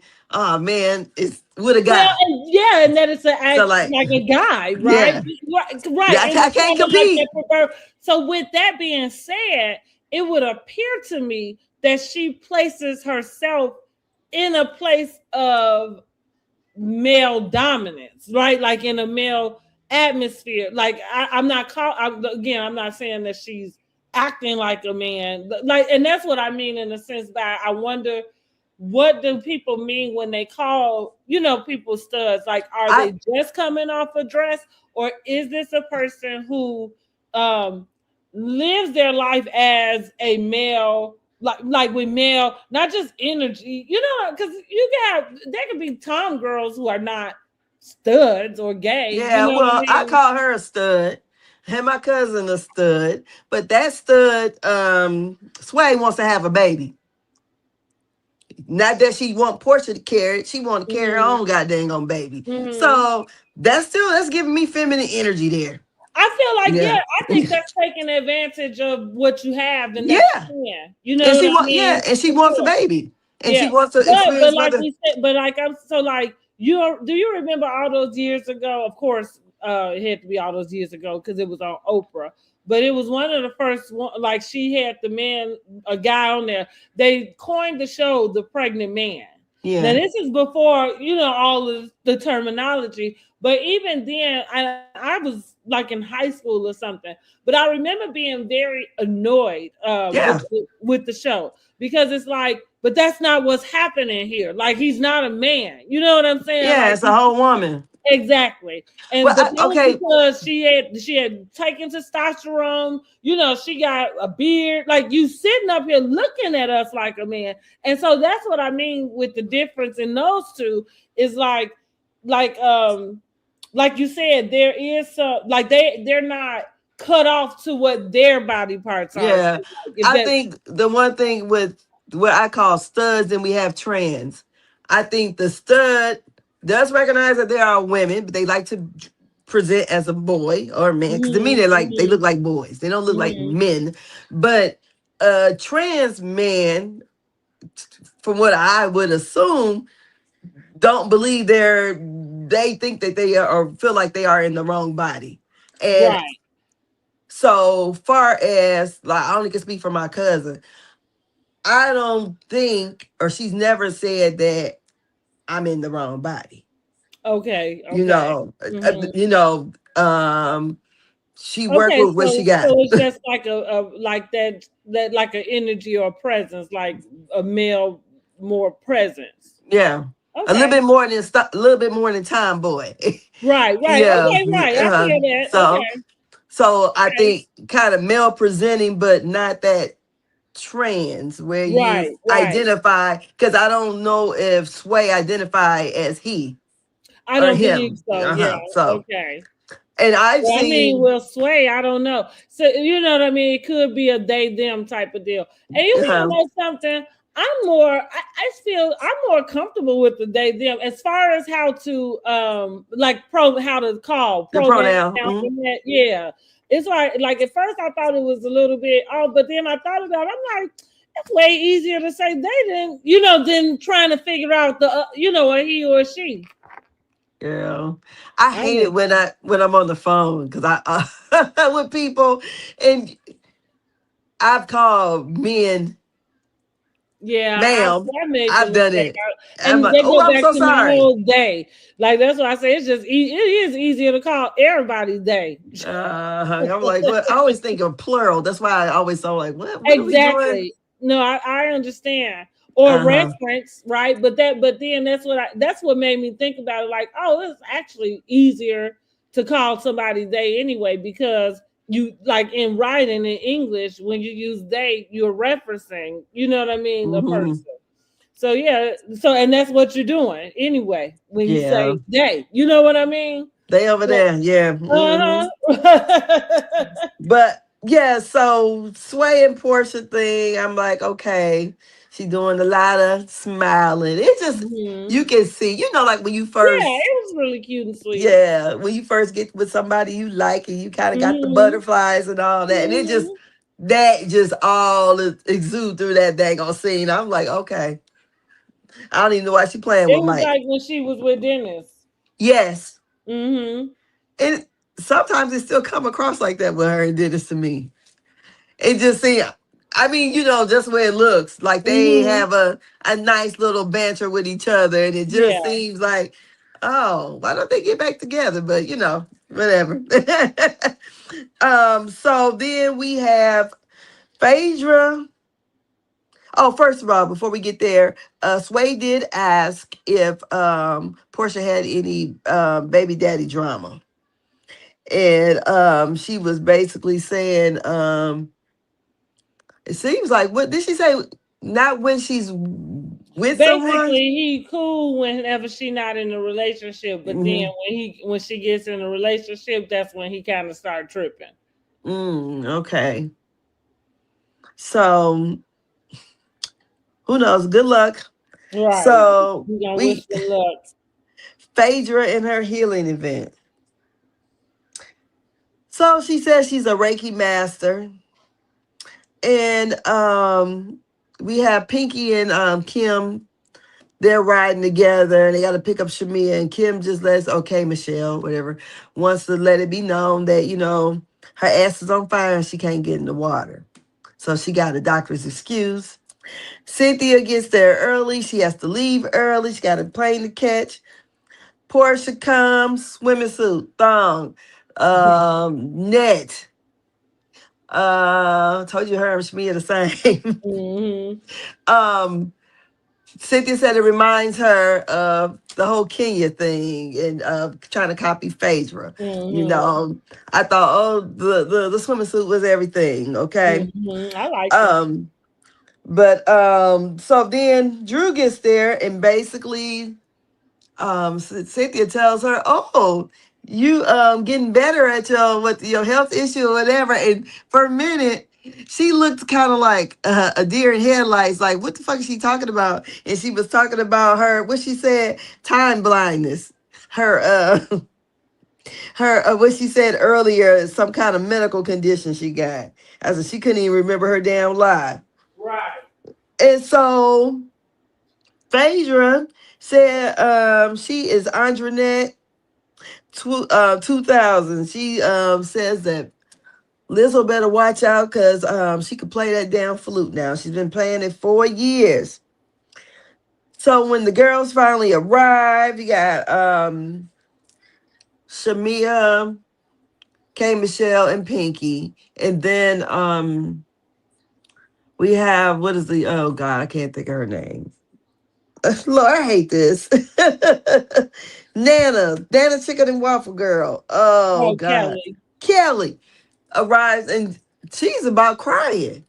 So something must be really, really going on. I said maybe this. Well, you know, Kim Potter on his show, which that is something like sometimes the fans we be forgetting like what be happening in social media while they filming. So you know, she was going through all that mess with her husband. Oh, Or I yeah, said, you know, the divorce and all that stuff, and then you know with the I was wondering if the store. business had shut down at that Yeah, time. right. Yeah, that's Uh what with the huh. store and all of that. So you know, like yeah, she hanging on by a thread. Yeah. So she there and gives no fucks. And we gonna Hmm. see. Right. What I say, she hanging on by a thread. She lucky to see her. Okay. Girl, that is something else there. Oh my damn thing about to cut off. Okay, so then she so okay, this here they have these little like what are those blow up beds or whatever in the water, and Yeah. she has a little Apollo come out there and help. He take off his little shirt. I don't look at him all cut up, Right. a little Aiden, and for some reason Shamea's hers start to deflate. So she's like, these bitches really don't like me because they're trying to kill me. Um, so after all that, they do the little Reiki blowing in the flute or whatever, and Pinky says she kind of felt like it was coldish, like a cold.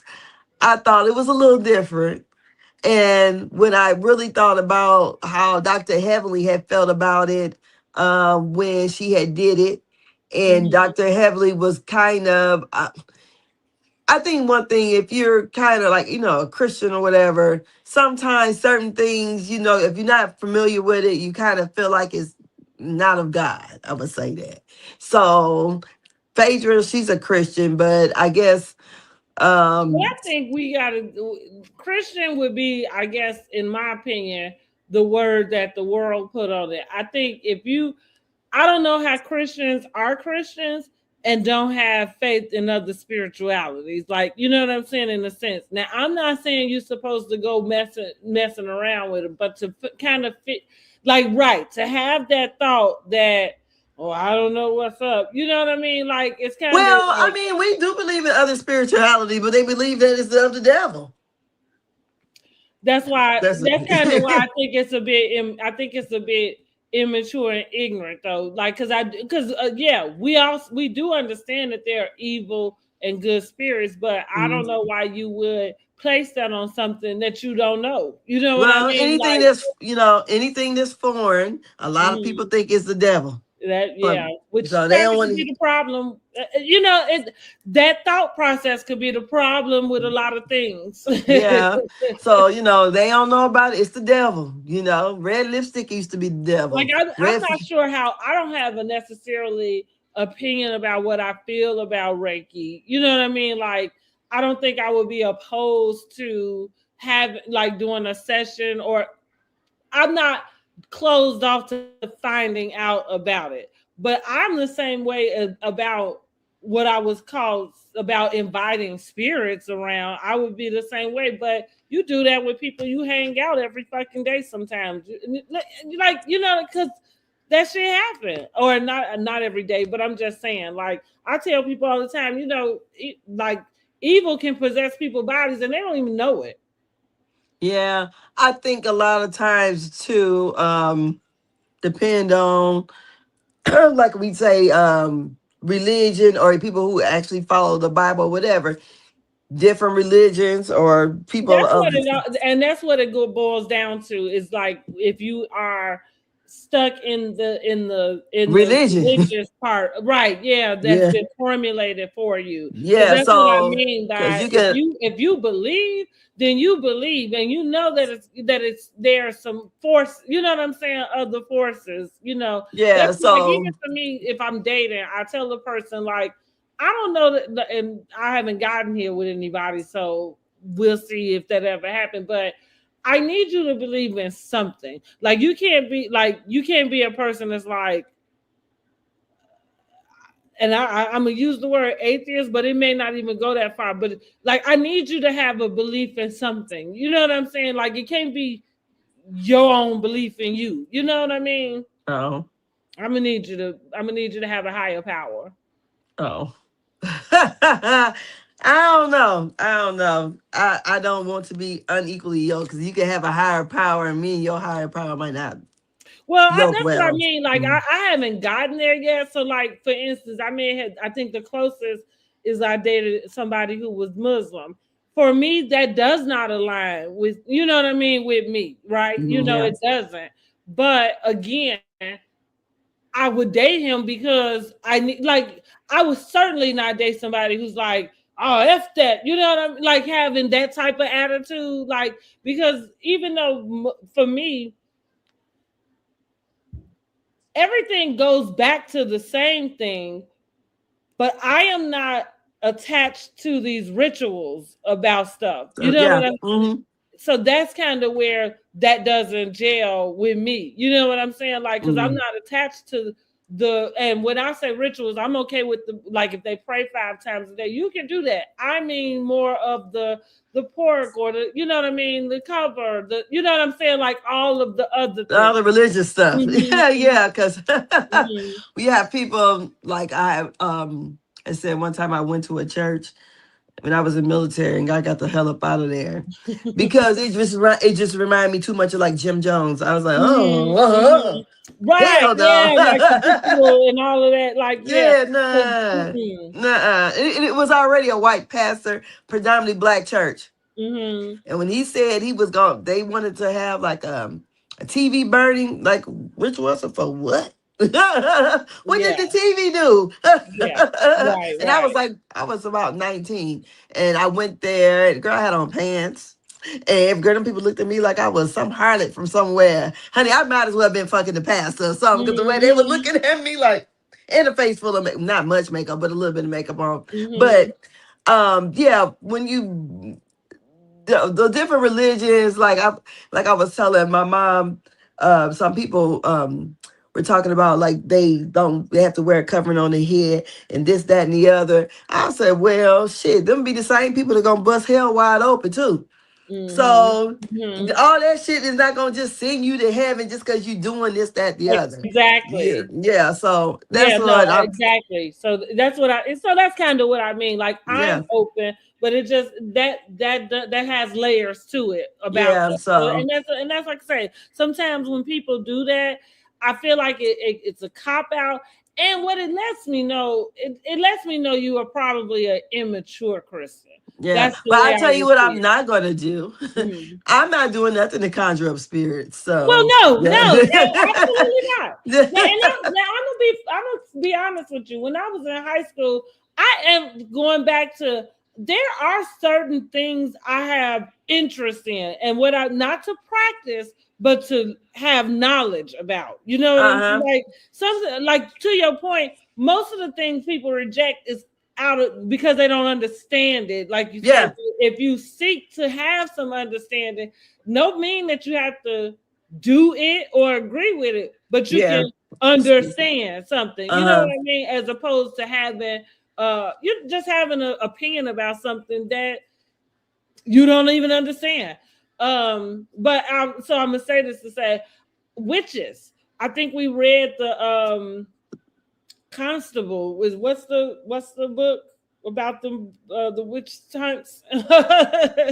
But anyway, so I was interested in that, like, oh, because in my opinion, witches was just on cartoons, right? You know what I'm saying? Like I didn't adapt that was something you could do. So I'm saying that to say I would watch a lot of different stuff. I'm fascinated by it. I am fascinated, huh? Mm-hmm. Yeah. So I had but I ain't never did it. We had a sleepover, the cheerleading team. We had a sleepover, and I wanted to try a Ouija board so bad. Oh Lord. Well, yeah. I mean, but I ain't touching no more after that. I can't tell you if the thing moved on its own or not. What we did do is throw that sucker out. So when you were in high school, was the movie what movie was that? Craft Out? Okay. Mm-hmm. Yeah. Oh, The Crucible. That's what that book was, The Crucible. But that was, a book all about the Salem witch trials. Mm-hmm. Yeah. But I'm saying, but as a kid, and that's probably why I didn't think they were real per se, because I liked Elvira. Like I like certain horror movies, but there's certain horror movies I don't watch, like the ones that are very deep into possessions and stuff like that. I don't now, like I say, Elvira, Jason, Chucky. Like I watch those things because I don't know. I think I feel differently about that. But yeah, anything with the paranormal, I'm not dealing with. Yeah. I have watched Amityville, but that's it. But see, I only watch that. That's for me again, because when I know something is real, then I want to know more information about it. So that's kind of what got me. I watched it before, Amityville Horror, the first one. Yeah. But the possession of Emily Rose, I believe. Okay, I didn't get through that one. Yeah. I ain't gotta watch it. No, that was Exorcism of Emily Rose, but I ain't got nothing. No, I didn't watch that. I didn't even watch The Exorcist because it's funny because I've always liked horror movies, so every person would always say you should watch that. I'm not watching that shit. Because I watched it until like the girl kept waking up at 3 a.m. and then why my ass kept doing that for like the next 3 or 4 days. I'm like, what the hell? Yes, I know. Yes, no. I did good to do Poltergeist, and that's because I ain't know no better. Because like some stuff I just watch. Well, I had no problem with Poltergeist because it just seemed not real. But when they deal with stuff like when we talking about somebody coming on the screen and they trying to speak words to get some spirit out of somebody. Yeah, I totally agree. Girl, because honey, when they do that at church, I totally agree. Girl, when they do that at church, I'm getting up out of there. Like what we're saying about my spirituality, I for sure believe that you have to protect your eyes and your ears. You know what I'm saying? Like for sure. But that's where, like we talk about discernment and stuff. So that's why I mentioned that. That's the reason why people probably don't like to debate with me in a sense, because like somebody who would say what Heavenly would say, it's kind of like you probably let demons into your life every day without you even knowing. You know what I'm saying? Like you might be talking to one right now. Especially when you get the spirit singing, we drinking and all that. I mean, like so. Like, but I think it's just know better. Yeah, but I think it's okay to not to. I think the proper way to say is that I don't know enough about it and I'm not comfortable. You know what I mean? But to act like I don't know, like I say, it feels like an immature Christian. Oh well, and I heard something the other day, which I said I'm gonna keep this on my mind for the Bible told us and the scripture belters. The devil knew the Bible too. Yeah, he did. He did. He can quote it better than we can. So yeah, he was there. He saw it. And he still got a third of the angels to follow him. Okay. And we ain't seen nothing, and we just going by faith. You know, so it is what it is. But yeah, they did that, and then evidently it didn't work. It did not work. Honey, well, no, they conjured something. Yeah, they conjured some spirits, honey, but it ain't the spirits. It wasn't the spirit of this was spirits of evil, deception, and everything else. Phaedra might need to go do her last class or something. You know? Yeah, she didn't get her certificate for this.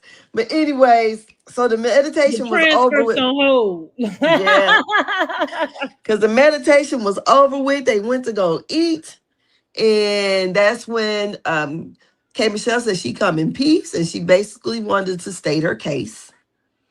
And she had 4 different things that she has stated, which Black was the 4th, but then you know, her and Drew had their back and forth. God can't help it. Drew and that goddamn baby's hair was getting on my fucking nerves. I'm like, oh my God, I hate that hairstyle. And I really do. I hate it. It just got on my nerves. I'm like, what the fuck? And you got the nerves talking about somebody else's hair? And I did not like it. But Drew, I understand where she's at with that. I think K. Michelle is reaching with Drew. But the situation of how she kind of came to where she was at with Porsha, if you think that way, if you think people are going to get you, so then every little breadcrumb you picking up. And I think what did it for me is, why is a man calling you to tell you what Porsha had to say? And say that, because to me the man sounded messy, but to say that she always is taking somebody's man. And I'm like, what in the hell is going on here? It's such a lazy, reoccurring theme, right? You know what I mean? Like, Kay, you got better brains than that. Like, you could come with something better. But the thing of it is, too, here, because like I said, I can't wait till we get to the next episode, because I'm tired of damn fucking Angela. For real. I am. I feel like she ain't got shit going on, and she really coming for poor Shamea for whatever reason. You're part of the core 4. Let Porsha tell it, but you keep sneak dissing Porsha in the fucking confessionals, and which I don't like. And I hope that Porsha calls her out on that shit when they come to the reunion, because you keep sneak dissing. She is, and I get what you're saying. She has, because every time somebody mentions it, like she said, well, are you surprised? You know, and I'm like, here's where I'm at. Outside of Simon, I'm not really sure who of the husbands y'all might be referring to. And we know Claudia feel like she got the tea on that, and she, you know, did everything but slit her wrist and pour the blood out to get it to her. Only thing I would say is R. Kelly, because she put it in her book. And this is the thing that really kind of bothers me sometimes with the girl on girl, these women, and at the age that we are. Is it at all possible? And I feel, Porsha, I pose this as far as what she got to say about Kelly as well. But is it at all possible that you meet a person, maybe you do sleep with them the same day, or maybe you do start hollering at them? Is it possible that this MFer ain't told you that he got a whole family somewhere? Nobody ever heard of that, huh? Yeah. You know, like sometimes when we going back and forth, though, and I have to remind myself, like, okay, I guess it's just gotta, you know, be this way. But it feels like even though the episode was interesting, I guess, as far as the theatrics, the subject matter was so like low level, it's just so low level. I'm like, because why are we arguing about this? First of all, sleeping with? Yeah, because first of all, you know, like, what Kelly is your whole business is going up in shambles. How the hell you can keep up with her? So who the hell somebody dating and whose husband it is? How the fuck do you know that? Well, I think your business is going down there. Well, but I think it's because whatever they did last season, right? It seemed like they were cool. So what I don't know what the play was this season for Porsha to do that. Okay. Yeah.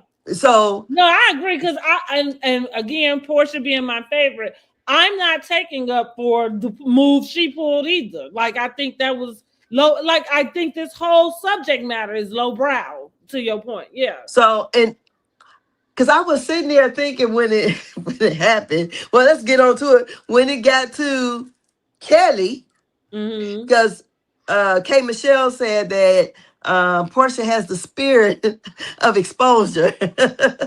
So, Which what the fuck does that mean? well, I guess she said she's out here exposing people. She said because at first sit down because okay, first of all, I would say this whole thing lets you know these folks ain't never been friends, no kind of friends. They only was on here trying to do whatever they trying to do. Because I'm sitting here like, okay, y'all let us know y'all really didn't know each other at all.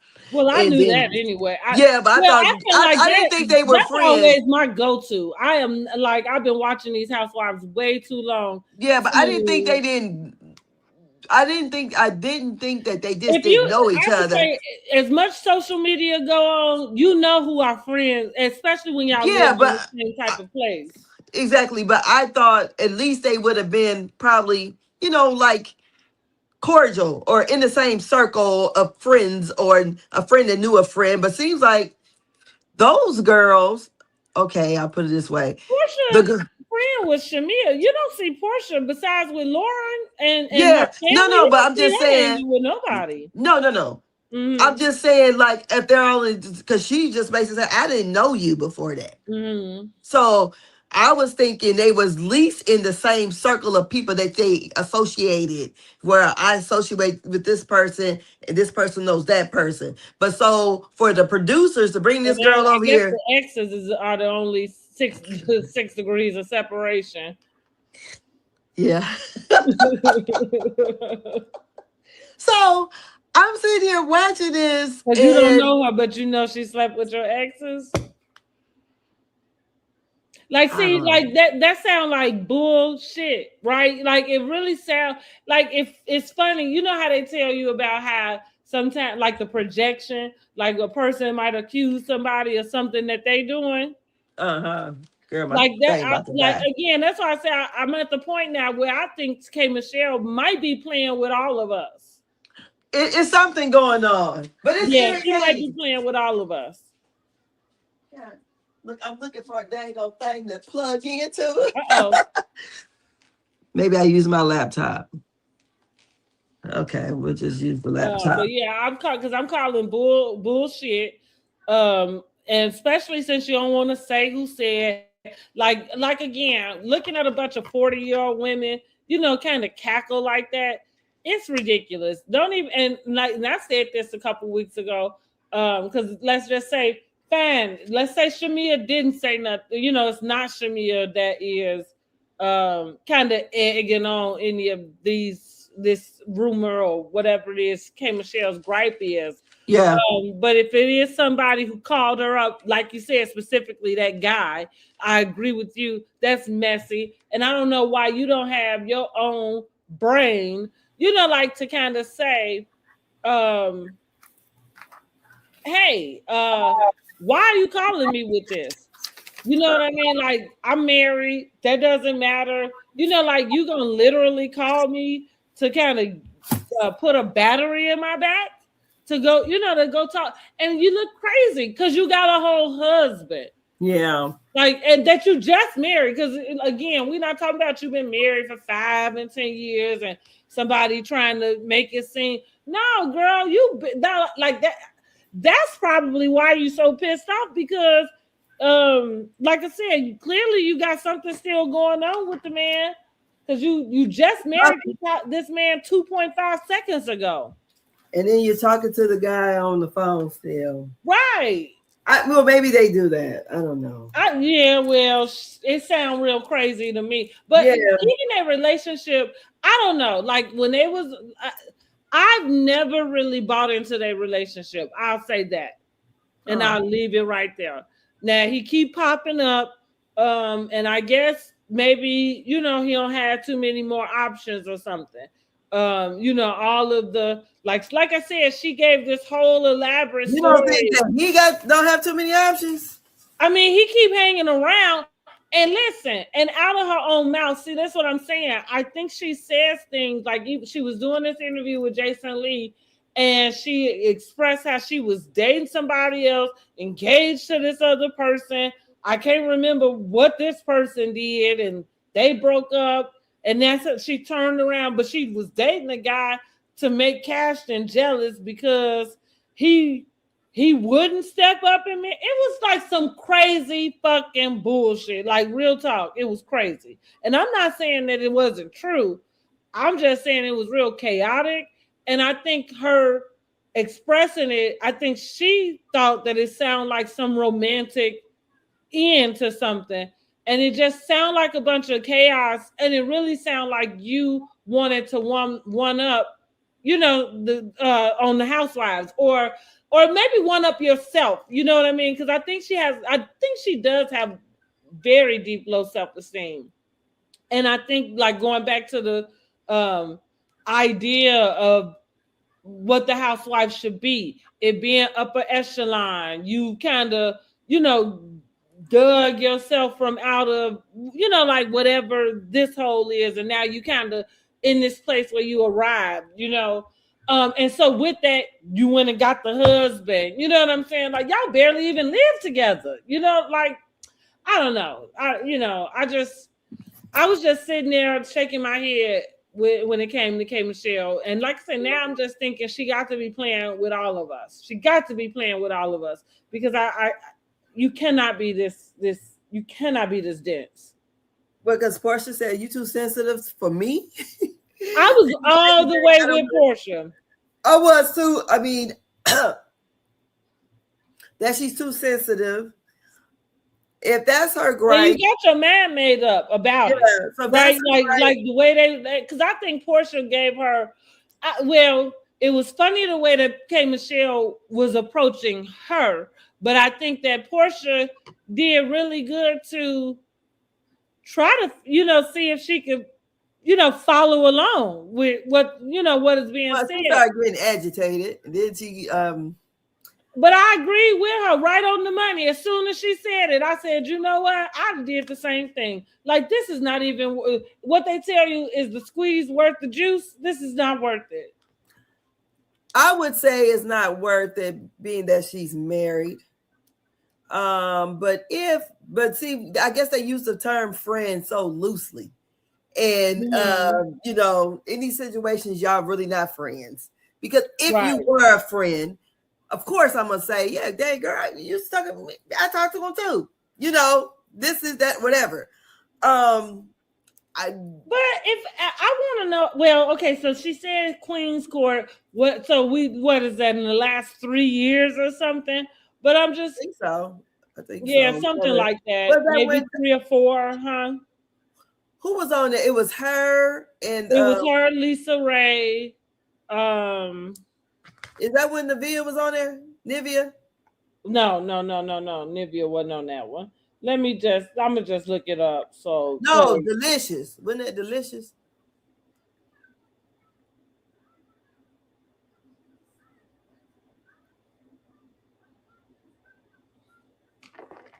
The hell is this? So it was oh Lord. So it was Lisa Ray, Delicious, and K. Michelle. Yeah. Lisa Ray, Delicious, and K. Michelle. So, and that was this last season, 24. So 2 years ago.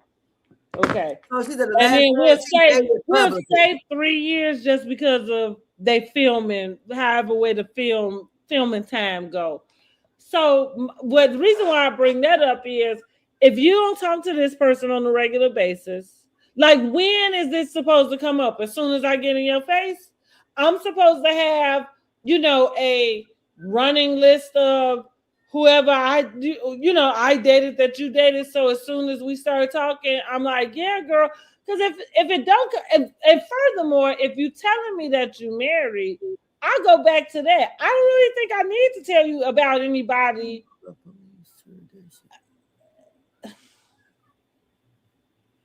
I don't think I need to. I feel like you made your choice, right? You don't want that man no more. You want the one you're married to, right? Exactly. I don't know, right? I don't know. She was about to get hyped about R. Kelly, so I don't know.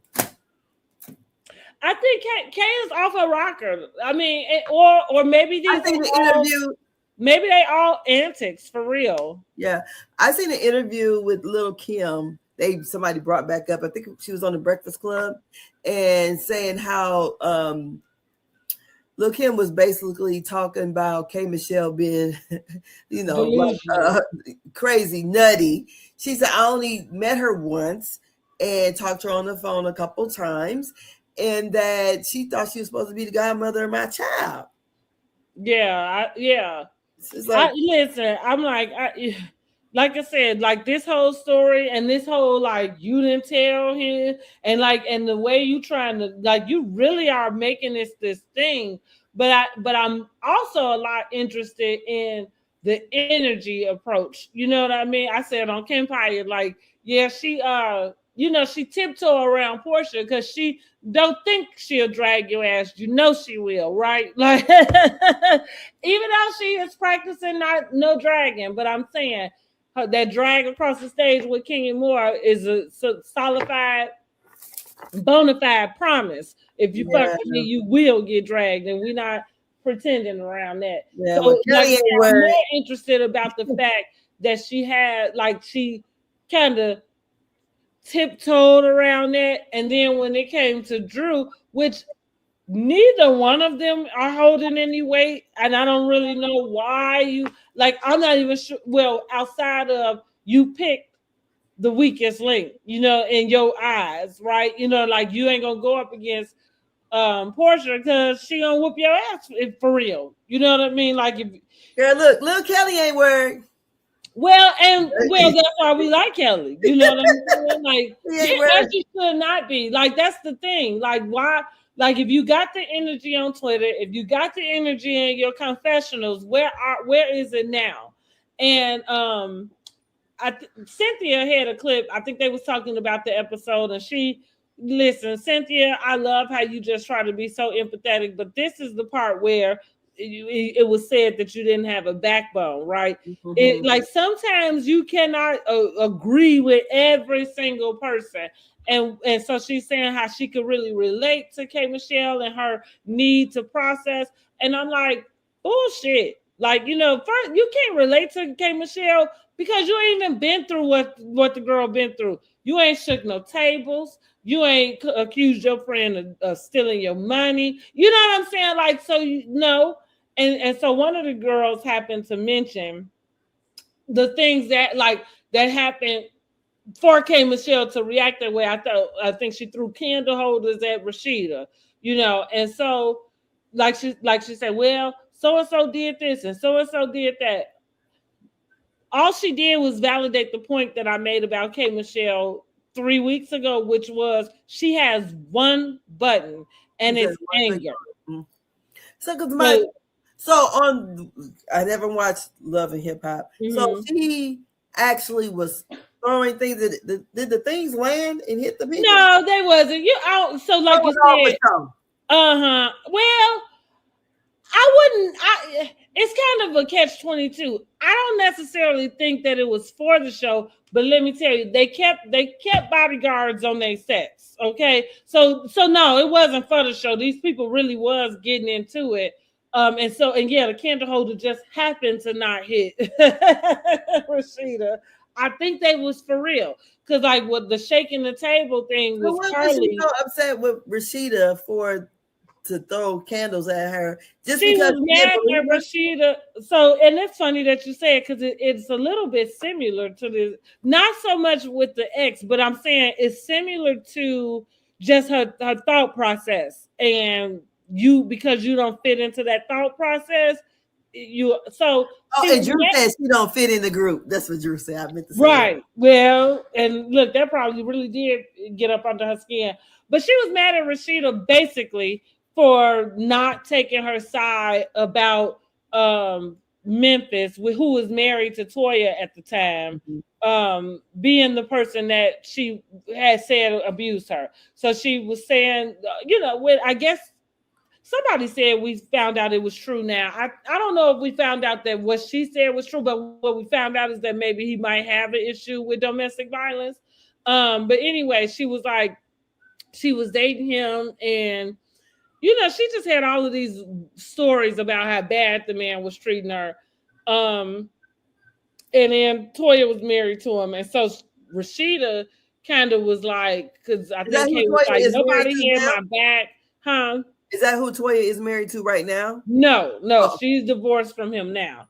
And so she was like, basically, Kate was just kind of like, she couldn't get her, like, it was messing up her music. It was like he had all kind of dealings with the music, and then people would, once she started saying that he abused her, like, people wouldn't fuck with her no more.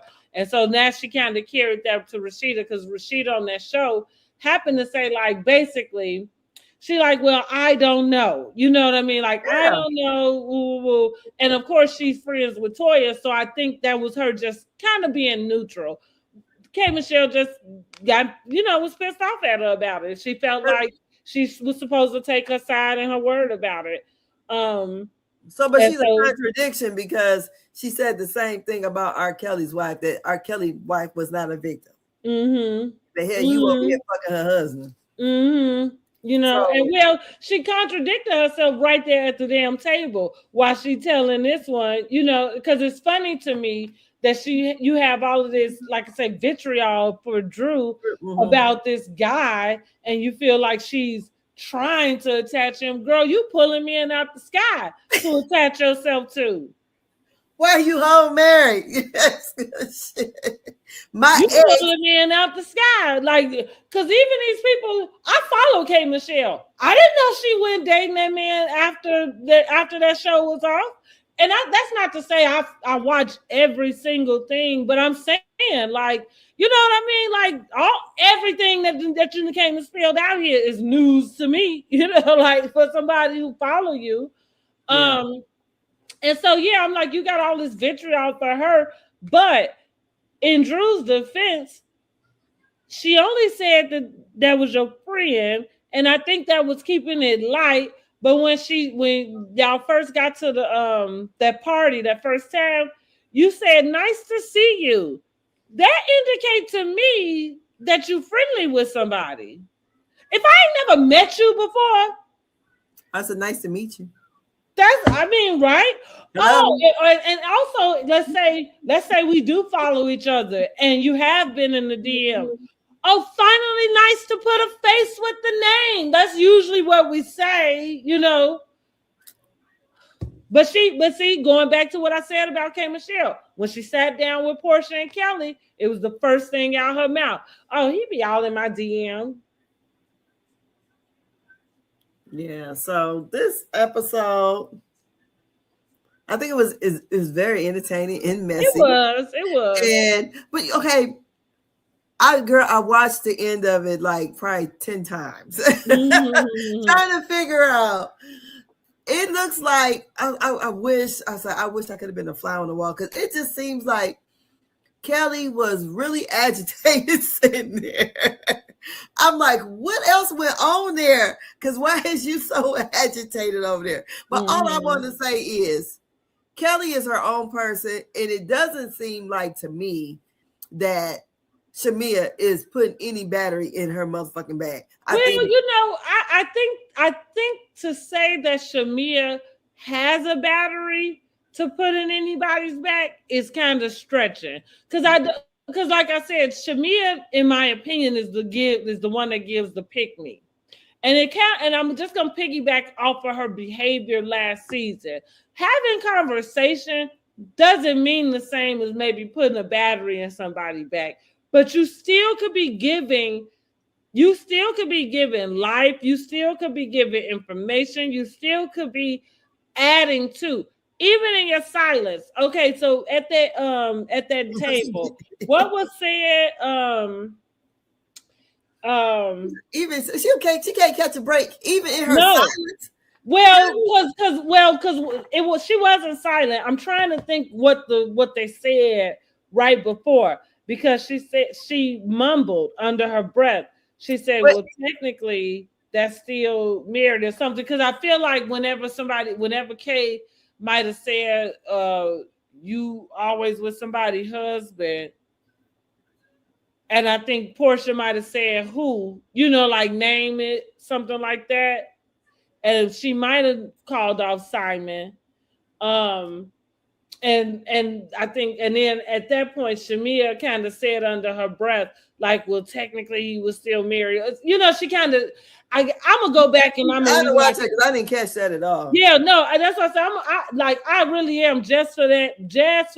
As a matter of fact, I'm gonna record it so I can post it. I'm gonna record it because she did, and I called it because, like I said, because I'm already kind of feeling like I know she was making faces at Angela because when Angela said she mentioned Shamea, and she said I take accountability for that, and she just kind of rolled her eyes with that because I just feel, just far as the whole, I don't understand what Angela has for Shamea because it don't make sense to me at all. Yeah, I think it's just an easy target also because Shamea, I don't want to say she is a pick me, but you definitely have a pick me. But it just seems like to me, Angela is one too. She's part of the core four. Maybe. If a woman said that she could fuck my husband, bitch, we ain't got to. I'm not gonna just say it in the confessional. I'm gonna be fucking little Kelly. Now I can understand that for sure. Yeah, I can understand that. But I guess like the weird thing is there is a line drawn in the sand. I'm not really sure. Now it's funny because I guess that would be Porsha putting her in the core four. I don't think Angela is interested in being in the core. No, Porsha put it in it because she put the she got this I think it was on Twitter or whatever, but No Chaser had it up there about when Shamea says something about the ladies being go naked models, and she goes, yes, they go naked models, and something about you can't basically hate from outside the club. Oh yeah, I got that screenshot. I did see that. And she said unknown. You can't hate from outside the club or something. Let me go to it. And then she said something about the core four. Yeah, that was a good one right there. I'm like, the core four. It seemed like the core should just be her, Phaedra, and Cynthia. Point blank. Oh, I didn't get that. I guess whatever that core four is. Yeah, I didn't see that on that. So it's all on that No Chaser. So I just okay. No Chaser put that in. Porsha didn't do that because my screenshot I screenshotted it from Porsha's page. She didn't have. She mentioned something about core four because they have another. You talking about on the interview? No, it's if you go like slide it. She mentioned something about the core four, and they have all the four of them up there. And I'm like, damn, they got a core four now. So we doing the Married in Medicine type deal? Because to me, Angela should not be a core four, nothing. So no, I'm not saying Angela is put herself or wants to be. Well, I'm gonna say she wants to be with the cool kids. Yes, I am. It feels like anybody would, but but not when you say to me personally. I would be cordial with Porsha because we on the show. But just because you said that, and I made a big motherfucking deal about it, I made a big deal about Phaedra shit last year. But all of a sudden now, she's coming for Shamea, and it just makes no sense to me. Because it doesn't. It makes no sense. And that's the way I'm going to leave it. Because she said Shamea doesn't take accountability. Accountability for what? Well, listen. So I'm gonna take up for Angela in this. The reason why I say this core four thing, somebody put her in there. I think Angela is perfectly fine if she had to be on her own. Now, I think that's fine too. Now, I think her and Drew have, formulated their own whatever friendship, alliance, however way we want to look at that. Now, what I mean by, of course, you want to be in the mix, like you don't want to be the bitch everybody hate. You know what I'm saying? So you want to be able to get along with people. But I do, I don't necessarily think that Angela is being fake to Porsha in her face, but I do agree with you that the things that she's saying in her confessionals, it like kind of the way that Kelly kind of said what she said, sitting right next to her, I'm feeling like you could say the same thing. to her also. You know, so like you say, maybe that's another thing that they'll hash out. Now with her and Shamea, do she have to have a hard on for Shamea? Maybe not, but I do. Listen, like you said, Shamea can't catch a break. You're right, because she gave a half-ass like apology on the YouTube. Like she's not really answered to the debacle of her friendship and the fact that she did create Angela. That's between her and Porsha. Porsha already said. Well, okay, so this is the reason why, and I think Angela has said it, but and Shamea has said that. Shamea, when she repeated it, she said you did contribute to it, and it's like, huh? She did. And so what Angela is saying, because this is the part about Shamea, and this is why she's not gonna catch a break, and what she don't understand. It doesn't matter if you feel like whatever you said, Angela wasn't supposed to go back and tell Porsha. That is okay for you to have that feeling, right? And that's okay for you to feel like that's the reason why Angela contributed to the demise of your friendship. But what you have to do is take accountability that your ass wasn't supposed to be talking to her about that's fine and dandy in the first place. So why is it Angela's that she got to take accountability with Angela? Well, because I think I said it. Because you actually did say that she contributed to your friendship, but that's not true. Yes, she did. That's not true. This is the deal. If you wanted to preserve your relationship, you would not have had that conversation with a stranger. But still, she still took it back. It does, but that's true. You didn't know that girl to trust you. Whatever. Angela didn't do nothing wrong. Yes, she did. Angela didn't do a damn thing wrong. And I said it then. She made it her business go back and tell it because she didn't like Shamea made it her business to make sure she told her. And I agree. But she didn't like that Porsha had said she was going to fuck her husband. But listen, what we see from Shamea is she does seem to have a hard time speaking up. And I'm not saying that this was supposed to be I'm not saying that Angela was supposed to be the one to go and speak up for Shamea. That's where she was wrong. But here we go again. We on a show. You come on this show knowing that you and your friendship will be addressed and will be attacked. And the first thing you do in that pick-me energy, trying to make sure you can't get somebody under your wing, is go and confide in somebody who doesn't owe you a motherfucking thing. Who is trying to make a name for herself the same way you did. You gave her the information. Okay, and listen, and again, that doesn't mean that Angela was right for going to say it. But what I am saying that is totally not right is that all came from Shamea's mouth. That is the source of it. And so she has not said, you know what? Because that's what people do. And I was gonna say, I was gonna call her. She gotta say it to Angela. Who the fuck is Angela to her? Nobody. That's why she didn't have no business telling her that. That's what I'm saying. But we're talking about season 16 into season 17. I can see it is leaning into that, because if you think this is like, that is a problem. And so I'm gonna go back to, maybe it's a Chicago thing, because no, you're not going to put some blame on me about something that you. Okay, I'm gonna give you an example. I'll give you an example. And I mean, my brother's wife got mad at me years ago. She didn't go out, whatever. She met this girl at her job. They got really close.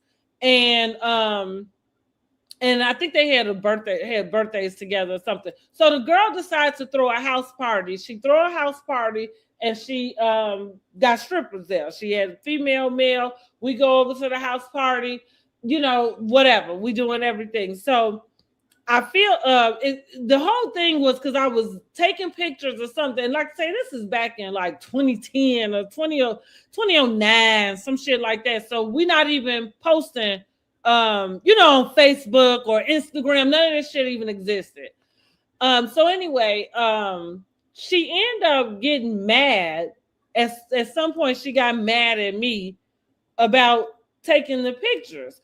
Well, I thought I was just taking pictures to, you know what I mean? And I'm not a tasteless person. So what I'm going to say is they weren't like tasteless pictures. So I wasn't taking pictures of his penis or anything like that. But just like you know what I'm saying? It was her birthday. It's the first time she was doing that. I thought I was participating in her celebration and giving her something that she would remember. What I end up finding out is somehow, for whatever reason, her husband, my brother, while he downstairs with the female strippers, is somehow, I guess, upset about whatever is going on upstairs with the male strippers, right? But that's what I'm saying. You're gonna use me as the scapegoat? Not gonna work. And so that's kind of again. Is it something that's petty? Is it something that maybe they could let go? I guess, but it can't be no different than you talking about. Then you trying to tell a 44-year-old woman who the hell she's sleeping with. It can't be no different than that. It can't be no different than every time y'all have an insult for Porsha, it's she sleep with everybody man. It can't be, and it sound. Here's what I get to. But what not that she's supposed to sleep with everybody man, but you jealous? Because again, even if she is sleeping with somebody else's man, ain't it his problem? Ain't it his problem to keep his dick in his pants for his family? Is it like I'm not understanding what kind of power they think this girl got? I'm not talking about Porsha. I'm talking about Shamea ass. But I don't know, like Angela is not taking accountability, and so that's what I'm saying. I mean, but who the fuck is Angela? If me and my because friend, you don't blame something like that on somebody,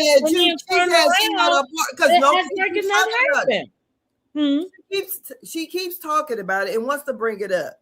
She already told her to her face she felt like you. Well, okay, now, we do know that I think that in that aspect, Angela is trying to force them to have a conversation. And I feel like that, I don't know if this is producer induced or if it's just her, you know what I mean? Like on her own, being messy, bone collector or whatever. But I will say this, it is getting a little bit like we in the 7th episode. It's a bit much or drawn out that these two people will go as far as to stand right next to each other, but don't speak. Ain't even said or told the group how they're moving forward in the group. I do think that's weird. And so maybe to your point, maybe that's why they keep coming up in a sense on her end, is to try to fortify this conversation. At some point it happens because we know that Porsha won't even call her by name. So she's friends with Porsha and she's on that crew. Why don't she talk with Porsha about it? I feel like every time she talks with Shamea about it, she's attacking her. And if Shamea already looked like she about can't handle it, leave the damn girl alone about fucking Porsha. She said she don't want to talk about it. You don't talk to Porsha about it because it ain't nothing to talk about with Porsha. Well, don't talk about it with her. But I'm saying, if I'm more friendly with you and I have an interest in wanting to see the whole group glued, back together, or you guys being cordial, well, to me, it did come to Porsha's house at was that the first episode or second, whatever. But I'm like this. It seems from just looking in, it seems like, especially with looking at this next episode that's coming up, I just feel like Angela is just doing way too much. It's not your friend. You don't know this damn girl. You met her last year. Let the shit go, especially when she says she's trying to be like Candy. What? Yeah, well, listen. Shamea did it to herself. That's all I am going to say. How she saying that she trying to be like Candy? You don't even know her. That was funny because I think listen, she must follow Shamea. And I'm gonna leave it at that. Okay.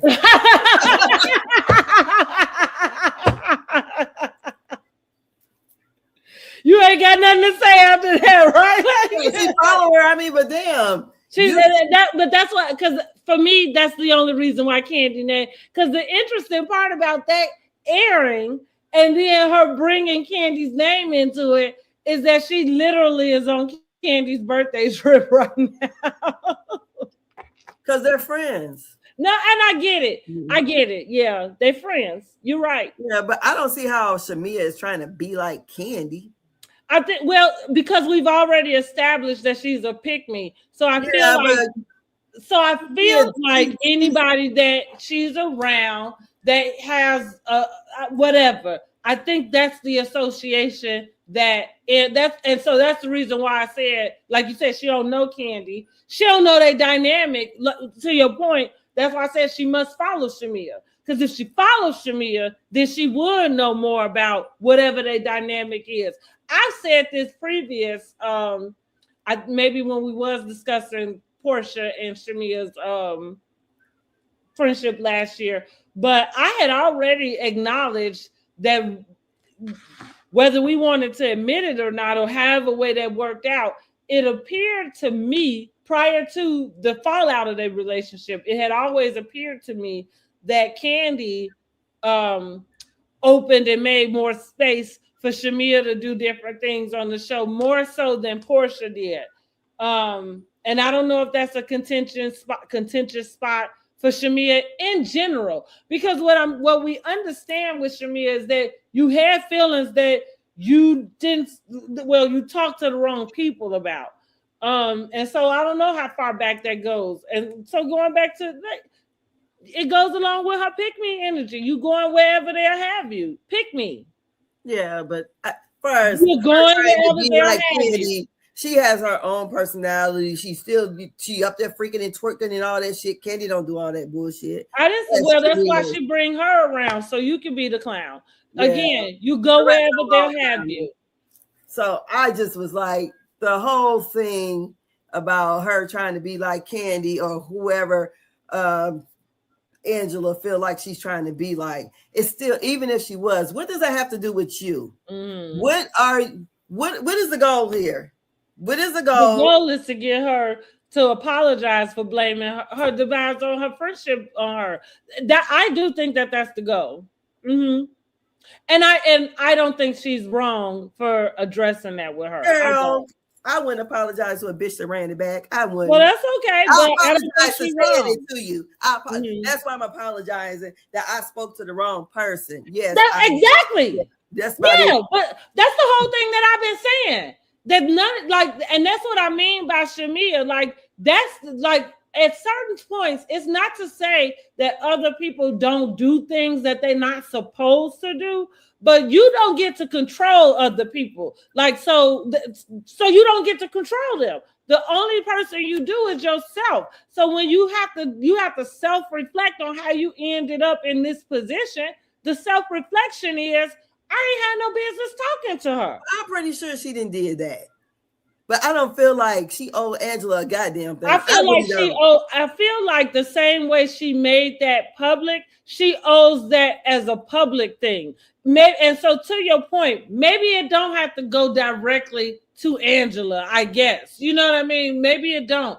But we've still yet to have her address that, like, not that all the problems started with that, but you did not address the fact that, yeah, y'all really are not speaking to each other today. Fuck what happened 10 years ago, but today, off your actions, not Porsha's. That was the problem in the first place.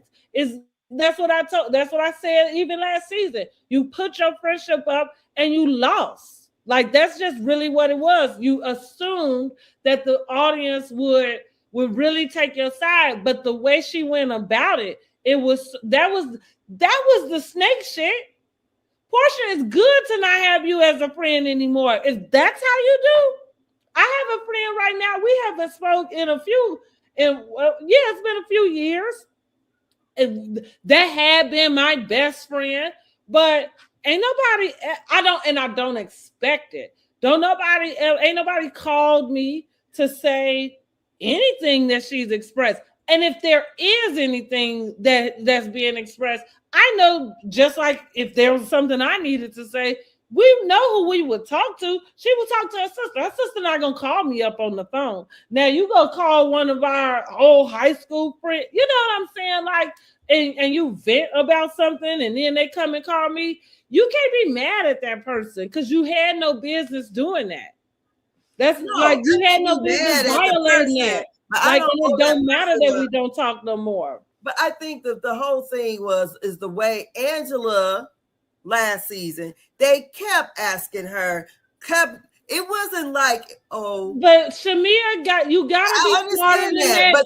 But like you gotta be smarter than that. You gotta play, and you got play because you were trying to be a pick-me. You wanted to be friends with everybody, and that's the reason. Because being a friend to everybody does not have anything to do about your politeness, about your kindness, about your generosity. Being a friend to everyone would indicate you probably lack a backbone, because like especially in a friend group, there has to be a time where you're gonna have to make a decision about what you think about something, and it can't teeter, or you know what I'm saying, on both ends.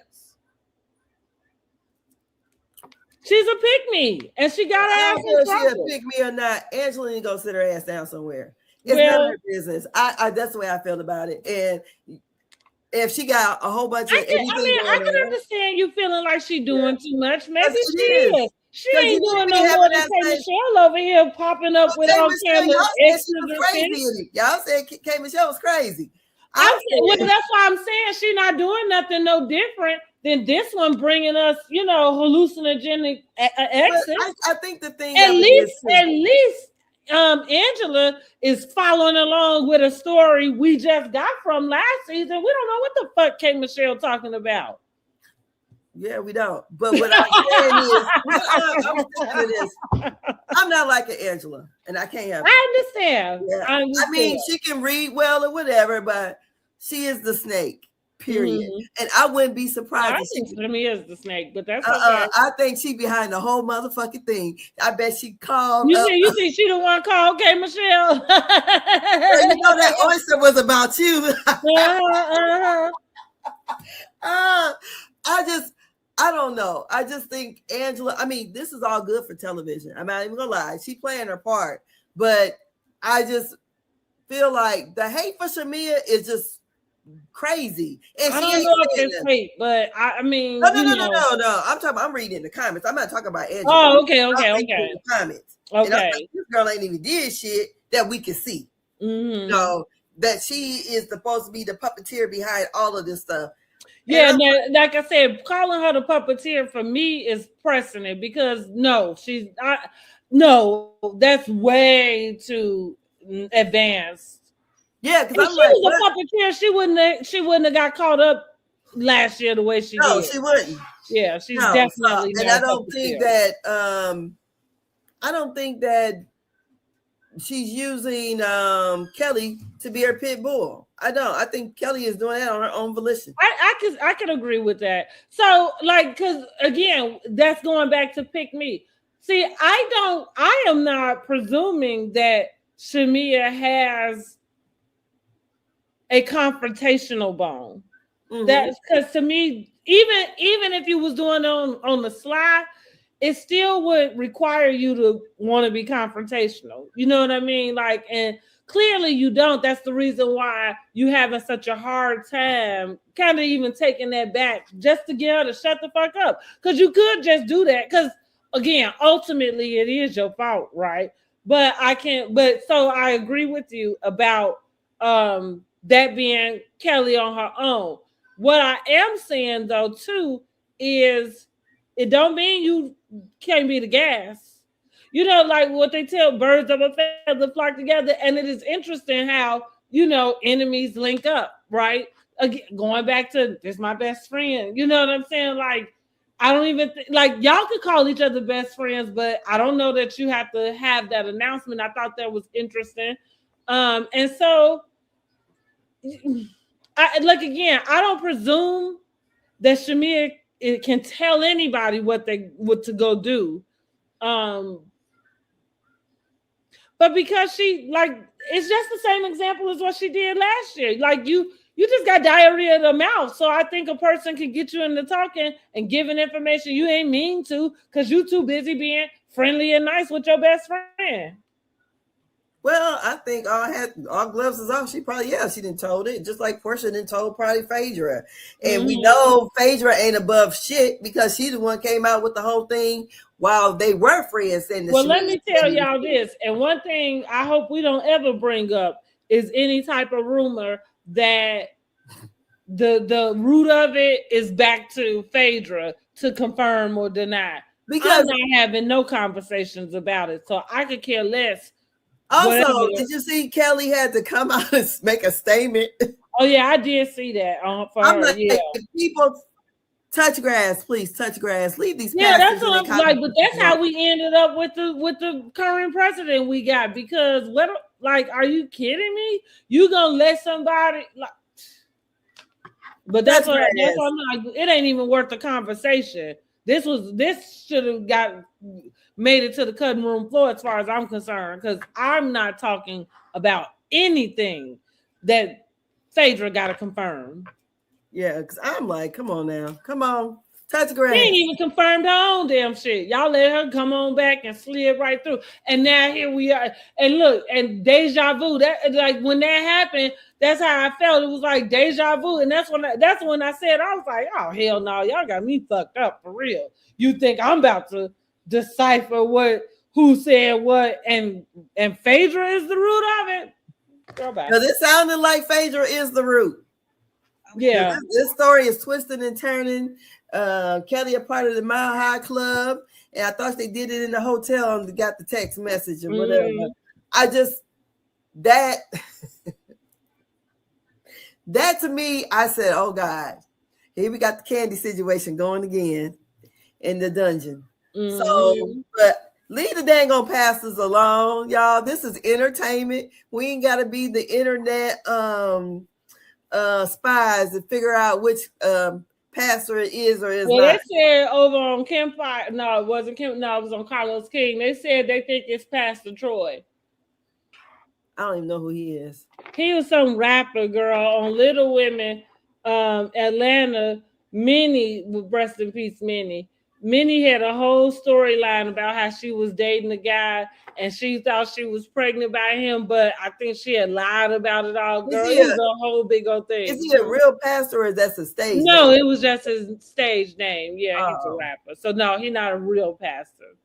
Oh, my girl. But even with that, it's just kind of like, I don't even know what none of that was supposed to mean.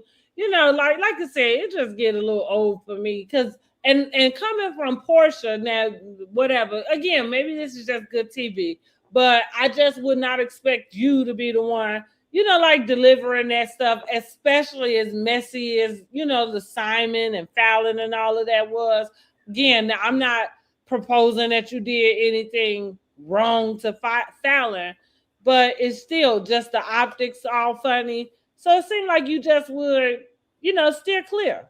Yeah, found something else. Because this one here, I said, damn, it just seems too far-fetched for it to be true to me.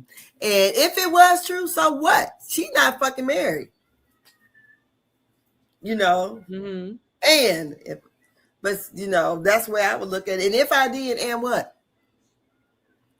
So, Phaedra, tell your friend. They act like then they were trying to say it was somebody who was on Married in Medicine, friends with Phaedra and Dr. Heavily now. Oh, wow. That actually they had a reality TV show and that Candy and Preachers of Detroit. That was the only show with the preachers, the reality. No, it wasn't called that. It was something with his name. Oh shit, I don't know, but it was on. Are we talking about? We can't be talking about Tankard. That's what they said, Tanker. Shut up. That's what they said. I didn't say that. Girl, I think that's what Millie Chong them what they were going through. I'm like, y'all got too much time in y'all hands. Y'all trying to figure out. Yeah. I mean, But because I mean, like I hated that they canceled their show too. I kind of liked their little show. It was all funny and quirky. But I mean, I don't follow them, so I don't really know what's up with the Tankers. I guess it could be possible him and his wife could be going through stuff. Because they even threw in, what's his name, Pastor Jamal Bryan. She said that he actually did their 10-year renewal. I said, Lord. I said, these some people are really, they don't have nothing else to do. They definitely touch grass. And yeah, sometimes they do. Entertainment. We can have our little debates. When it started, y'all adding these pastors and getting, stop. It's ridiculous. Please stop. They not on the show. Yeah. You know. And I mean, and it's such a like pull from the sky. Like that's what I mean. Like, so just so everybody understands that, you know, it doesn't really matter what season we in or what it is that's going on. I generally keep the same idea because that's what it goes back to Claudia with the African who bought her the car thing. You know, it's like this thing that you holding on so hard to, and it's just like, what is the purpose? You know, and so the same, like, we didn't care about that person's identity. And I don't really care about this person's identity because, again, if she, I don't know, married or whatever, if it come out, it come out. We'll find out if the man married. Clearly, he could be married and separated. He could be married and told the girl or whatever. You know what I mean? Like, it's so many things to that. And it's just like, golly. But I guess it's part of the show. I guess. It's entertaining, but y'all leave them preachers alone. They can't even get their next Sunday sermon together. They got to get in Kelli DMs and say, hey, Kelli said she's trying to make it to heaven. Right.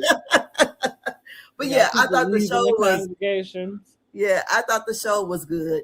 I enjoyed it. Like I said, I watched the end. I'm going to go back and watch it and see what Shamea had said.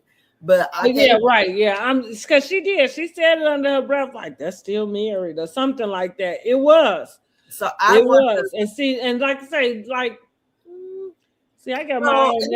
So they left us on a to be continued, right? Mm-hmm. So we did not really get any of the what's coming up at the end of the show. So we just got a little clips today. So in the clip I saw was Shamea and Angela sitting down talking. So I don't know how that's going to go. Yeah, it doesn't seem like it went well at all. Because what was the purpose of it? Oh, that's because Cynthia said they probably needed to talk. Is that why? Mm-hmm. No, I think it's gonna be two teams. That's what it is.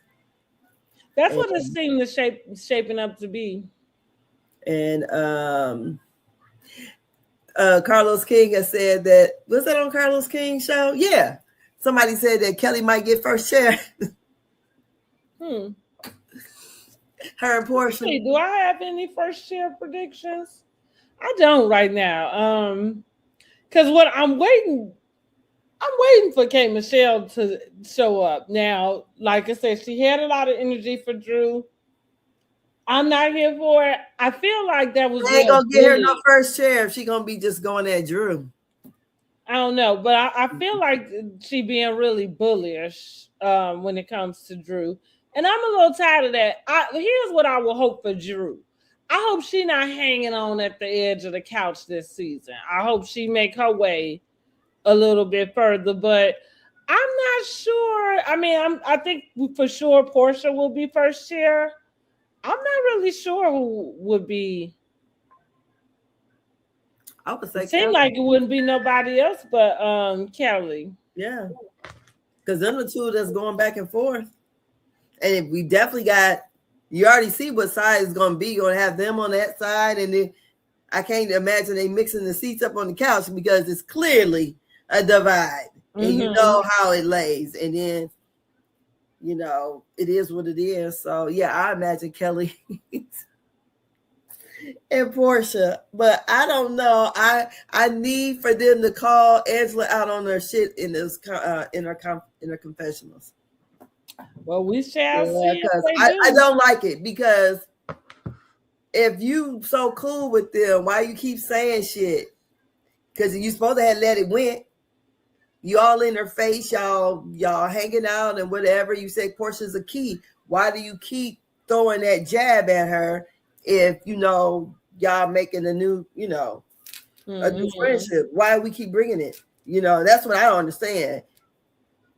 So yeah, Angela to me is a snake, and I'm done with her.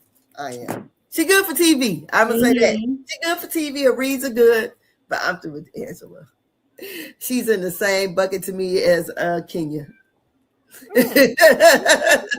Yeah, so I'm done with her but I like her position. I do. I like the messy person. So, but as far as me personally liking her, I don't like her because what she's doing, but I like her for the show, for the entertainment. She's keeping it mixing and moving, but yeah.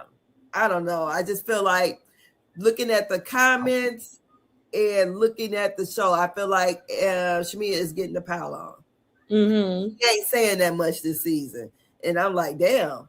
So she the puppeteer, the lap dog, and every motherfucking thing else? She the man that's behind everything that's moving? I don't think so. Yeah, no, I'm not going with that. Now, lapdog might be appropriate, but I'm not going with the puppet master. Nah, even though, like, I didn't like them calling her lapdog last year because I just thought it was so demeaning. But the reason why I'm kind of like leaning towards it is just because, where are you, girl? Girl, she worried about her marriage. Yeah, well. She got bigger fish to fry. I see. Shit. Fuck the rest of the stuff. I got help. I got to keep this rich man. Well, good luck, girl. Yeah, good luck. I thought it was a good episode. Like I said, I would rate it about 8.5, 9. I really, really enjoyed it. And I'm looking forward to next week's episode. I am too. Yeah, so yeah. I think so far, this is definitely one of the better seasons in the last couple of years. And it's showing the Hill is better than Potomac. Yeah, for sure. Yeah, I feel like they got their groove back. So that's kind of why I want K. Michelle to just really kind of, I don't know. Go on and be who the hell you are. If that's that evil bitch that we all thought, then just be her, I guess. Because all like this little thing, again, it's funny because it is I don't know, it's keeping us interested, but I'm gonna get bored. I'm not gonna be able to do another 10 episodes of like that. I'm this bipolar bitch, huh? Yeah, right.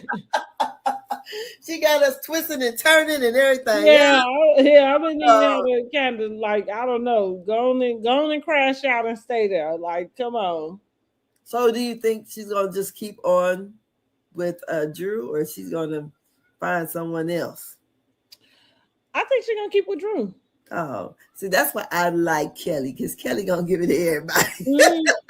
Like that's why I said I think for her, which is probably why she's sitting just feeling in a comfortable spot, because she's found an adversary. And it's Drew.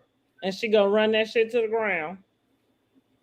But see, man, now I'm hoping her biggest adversary should be Porsha. Well, like she's so interesting enough. She's been doing, but see, and going back to how somebody tried to take up for K. Michelle to make it seem like her actions are always in response. But see, you do this little slick, dirty shit. So yeah, she's been doing interviews now, today, where you like, right, you pressing all of this energy for her F that B, or like you talking real strong, but we got it. There's a reunion, boo. See, and Atlanta ain't never needed the type of security that Love and Hip Hop would have. You know what I'm saying? So, like, shit, it's a new day. What they say, it's a new dawn. It's a new day. So we'll just see how she ends up panning out, I mean, because you're still doing that backbiting thing. Like everything that you have to say, you're not saying it with that girl in your face. I don't know. And So I you agree. say, So I'm saying that to say she's saying this because you have to answer to it because now the show is airing. You know what I'm saying? And then you did that tweet, right? So now you go on these interviews, and so now you got to show up and answer this. But you picked on Drew the whole season because you found her to be the easiest target. And somebody, or you watched the show or been following the comments, because I think she is in the comments. You know that Drew has a hard time with the audience in general. mm-hmm. Well, and the worst thing you can do as a new housewife is go to the favorite, which would be Porsha. So my question is, who is the MVP of this week's episode? I don't know about the week's episode. We're not doing that. I don't think. Well, I'm going to say the standout this episode was definitely Kelli. Okay, fine. Kelli can take it. Yeah. Kelli came in there to shake shit up and not give a damn. She already let y'all know she broke, so she ain't got shit else to lose. Let me keep this guy dang on peach and make Porsha ass work. And but I think that's okay. So it looks like definitely Porsha wasn't expecting that for her to say that, because I agree. I said, whoa. So it went all the way left, but like I said, it was entertaining. I'm here for the But that's what, like, I tell you what, somebody kept accusing me of it. I just be like, shit, you jealous? Like, you sound a little, you want to? What's up?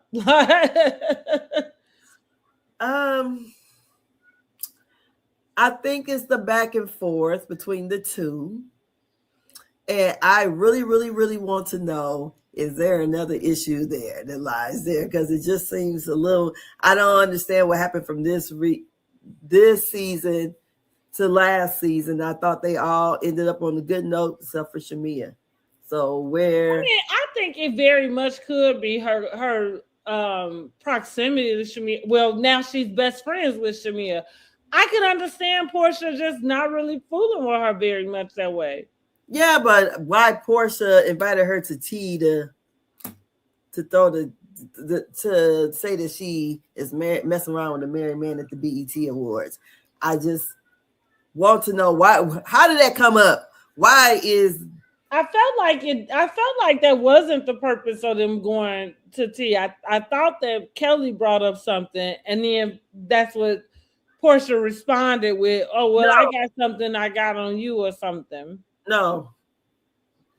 That was. Okay, so what did happen? Porsha just said that shit. No, she didn't. Yes, she did. No, Kelli said something. Kelli had mentioned something to her first. And she said, well, I know something about you. And Kelli said, well, tell me. You like, what is it? That's what she said. What? Huh? Like what? She mentioned what? That's what I'm trying to think of what she did. Was it a snide remark? Because I thought it probably was. But that's what Porsha said, and I know something I could have said about you or something. And then she said, well, what is it? She was like, about the married man you slept with. Like, no, Porsha didn't just sit down and vomit that out. I felt like she did, but let me go back and watch that episode and figure out exactly what snide remark Kelli said. Yeah. It was so, like she said, and again, I'm not saying that it was okay for her to, say it, but that's how it came to be. You know what I mean? Because it seems like that was a whole different. Yeah, I know something I could say about you. I know something, but so what? What is it? Let's just say about the married man on the airplane or whatever, however way she, depicted that out. I'm gonna go back and watch that episode so I can really get the detail. Because I'm like, it just seems so far. Like I'm like, why is this going on? But I mean, it's entertainment. So. I kind of feel this way in general, and I guess if somebody is constantly clocking whoever you sleeping with or who you dating or whatever, and that seems to be like they dagger at you. now I ain't got time to worry about who anybody's sleeping with, but I'm just saying, I guess I can understand you feeling like if you caught some, using that same type of ammo towards the person, I guess. Because I mean, like I said, I've already said I don't really care about this storyline in general it's beneath my IQ. I just watch it because I'm watching the show, and I really, really, really hope.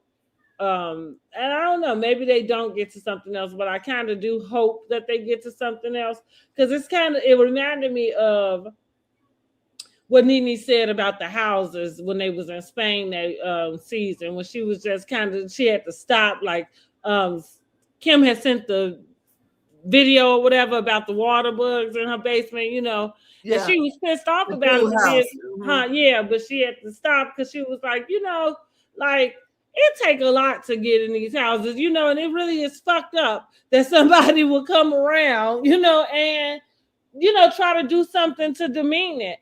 And I agree with that. You know what I'm saying? Like shit. People work hard for even if it's a little, you know what I mean, for the little that they got. So I kind of feel that same way, like, some of the subject matter. So, and it's funny how we want to have this tier about love and hip hop and Real Housewives. Real Housewives was not talking about this subject matter back in the days when we first was watching and it was booming. Nobody was really, you know what I'm saying, doing all of that. And so I'm saying now, like with the actual content, it's giving love and hip hop. You know what I mean? Like, because that's all y'all arguing about is who's sleeping with who. And it just would feel that on the levels that y'all at, that you would have much more going on. Yeah. Yeah, I'm just saying. Even K Michelle, but I guess she had to, like I said, she got to get in the mix with what the hell going on. Maybe that's what she had to take the time to process to see which K Michelle was showing up today. Well, we got the one that showed up, and she mad about some ex-men. Porsha is torn in between the two of Sway and Mike, and Shamea is being blamed for everything. Mm-hmm. And Kelli is having financial woes, and Angela is running it back. I don't know. Pinky didn't have too much to do this. So she didn't have much of nothing. No, and Drew, I don't know what's going on with Drew, other than K Michelle keeping her with a storyline. Because I don't think she got nothing going on. So did she move? I wonder. She had to the end of the month to get out. I don't know. I mean, my assumption if you got a deadline to move is that you move by the deadline. What she was K Michelle was on something and she was singing la la dee la la la, and she was saying she's homeless. I said, is she talking about Drew? Oh wow. It was on I ran across it on Instagram, and she had that blonde hair on, so it had to be fairly recent. But she was singing that song and talking about she's homeless. I'm like, oh, she's talking about Drew. You said K Michelle? Yeah. And see, that's another thing. She nasty. She nasty by nature.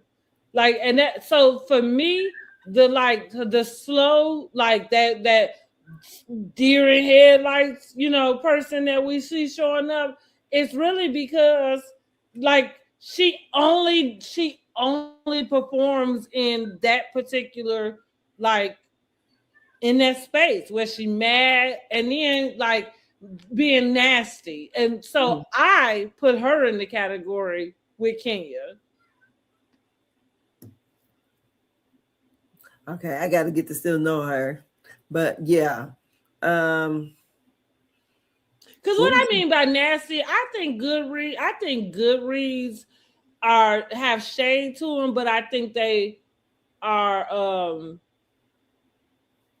I mean, they can sting because you're gonna probably say something that has some sort of truth to it. But like the she's homeless thing, like, girl, bye. First of all, you got to know that girl, even if she had to go stay in a what they call them hotels that you know what I'm saying, like cut it out. But at the same time, why would that be something? Why is it that? You know what I mean? Like, why it was given. Brittany riding past that girl's salon. You see what I'm saying? Like evil spirited, mean, like that. That's different. And again, I don't know what audience you want to talk to, but you talking to the same audience you've been talking to, pulling that type of shit. Yes, honey. Again, and I'm not saying I'm still watching. I'm just saying it's not really my level of. It's not on my level of intelligence, and I think I'm a little disappointed by that. So I'm kind of hoping. So I guess what were you expecting K Michelle to do when she came over? I'm not sure. I was open, but that's what I mean. I didn't have an expectation. I was open to. We haven't seen her in so long, so I didn't have any thoughts that she would be whoever she had been. Well, I can't even remember a lot of from her on Queen's Court, but I've been watched so much since then. You know what I mean? Like, I don't know. Maybe even when she was on there, it was just like I just feel like she's always putting on. I don't know that we ever get who she is. It really is. Okay. Yeah, I think that's what. So again, I didn't have an expectation. I think I was just open to see who the fuck was showing up. But I'm a little disappointed. She had because everybody was talking about her being on the show. Mm-hmm. So my expectations were, they made like she was so great. And I'm like, oh, this not turning out that good. I certainly didn't expect her to have to look like Weekend at Bernie's at the dinner tables every time she was there. So in a sense, I would expected her to have been able to hold her own in that sense. I don't feel like she's holding her own. I feel like she's spiraling, and now she has to retreat to what her go-to method is. And here's the deal. Maybe that's just her. You know what I'm saying? Like some people just operate that way. But if that's what it is, then fine. But stop trying to, put on. Yeah. So I don't know. Good episode. Mm-hmm. We can see what's going to happen next week. So it'll be about Shamea and Angela. Look like every week somebody's gonna be into it. Look like. We'll see how it go. Yeah. So I don't know if some of these. I guess the thing with Angela to me, it just seems to manufacture because you don't really have a beef with Shamea. So I'm just like, I don't know. It just don't seem like it should be. Well, that's why I kind of said maybe some of this is producer induced about trying, because maybe she might be feeling that if she bring it up, that maybe Porsha might chime in. Like again, I'm interested. It's getting me interested to know if that is how we get to whatever conversation they end up having. That makes it even worse. I'm just wondering who else. Nobody else is acknowledging it, and in my opinion, that is weird. Mm-hmm. That is weird. I'm not mad at Angela for pointing that out and trying to get something on camera. The same thing, it's really weird with this person who Phaedra knows, and Phaedra is the source of that information. That's fucking weird that y'all would pull that type of story out, knowing, that Phaedra came back in and we didn't see no conversation take place between Phaedra and Porsha about it.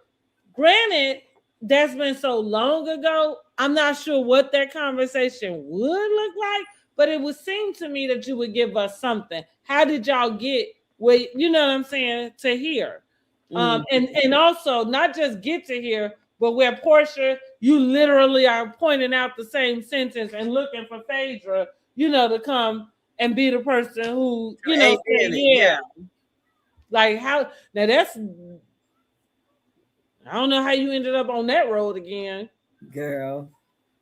Because like I said, I'm just that way. But maybe, like say TV, maybe you just got to play the game, and maybe that's probably why I might not make a good person to be on reality TV.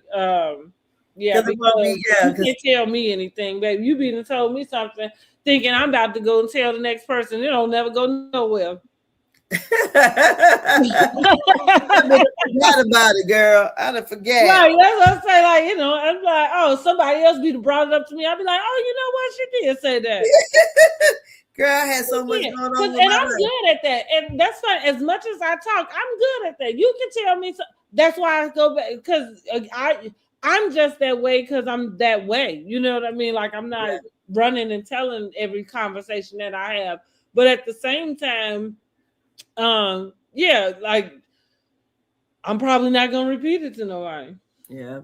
It's a lot of stuff and people I don't talk to no more, but it ain't nothing that I'm going to, go tell nobody. Bust down the doors the same, but yeah. So, it was a messy good time. Mm-hmm. I like the cast. I'm not saying nobody should have to get booted off the show because it's all kind of working, Mm-hmm. It is. We're getting our jollies off. Right. my little guilty pleasure, my ratchet guilty pleasure, but it is what it is. Yeah. I think they're doing a good job and the women are clocking in. And I think with the ensemble show, everybody, each kind of personality I think is needed, because you can't have everybody popping off all the time. You can't have, so I'm enjoying the season. I'm not even gonna lie. I look forward to watching it on Sundays. So, and like I said, the last little 3 minutes of the show, girl, I brought it back. I was just, how the hell did we get here? But it was good. So I can't wait till next week. And that's all I got. I'm taking my tail on the bed. Yeah, same. So next week, same time and same channels. Make sure you like the video and subscribe to the channel. Yes, please do so. And for those who caught the end of it, please go back and watch the replay and let us know what you what do you think? How would you rate the episode?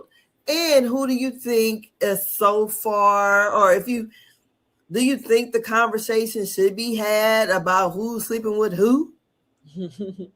Is it that interesting?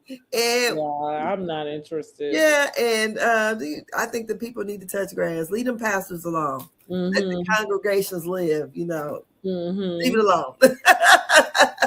And also, I think everybody needs their head checked if you are waiting for Phaedra to confirm rumors. Yes. So I will say the bodies are bodying. Porsha looked nice. I said, oh, I hope Aiden didn't see her in that. Well, his mama invited him out, so she was. He probably looking through the window. You know how boys is. He was looking, the girl. So yeah, but it was a good episode. I enjoyed it. So until next week, we'll see you later. Y'all have a blessed week, and we'll be back on it. And this week, Heart Hustle Houston come on Saturday. Oh yeah, okay, good. I think it all fell out, child. I see. So I can't wait to see that one too. So, but yeah. So other than that, I'll talk to you guys later. Good night or good morning. Good night. Good night. Uh-oh. You hear that? That's the tea hitting the pavement. Over here on Word on the Curb, we don't sip, we spill. Word on the Curb, where the tea hits the pavement. Let's get into it. It's Angela, your favorite internet bestie, and we got the vibe. We rocking the housewives, politics, and celebrity gossip, all wrapped into one show.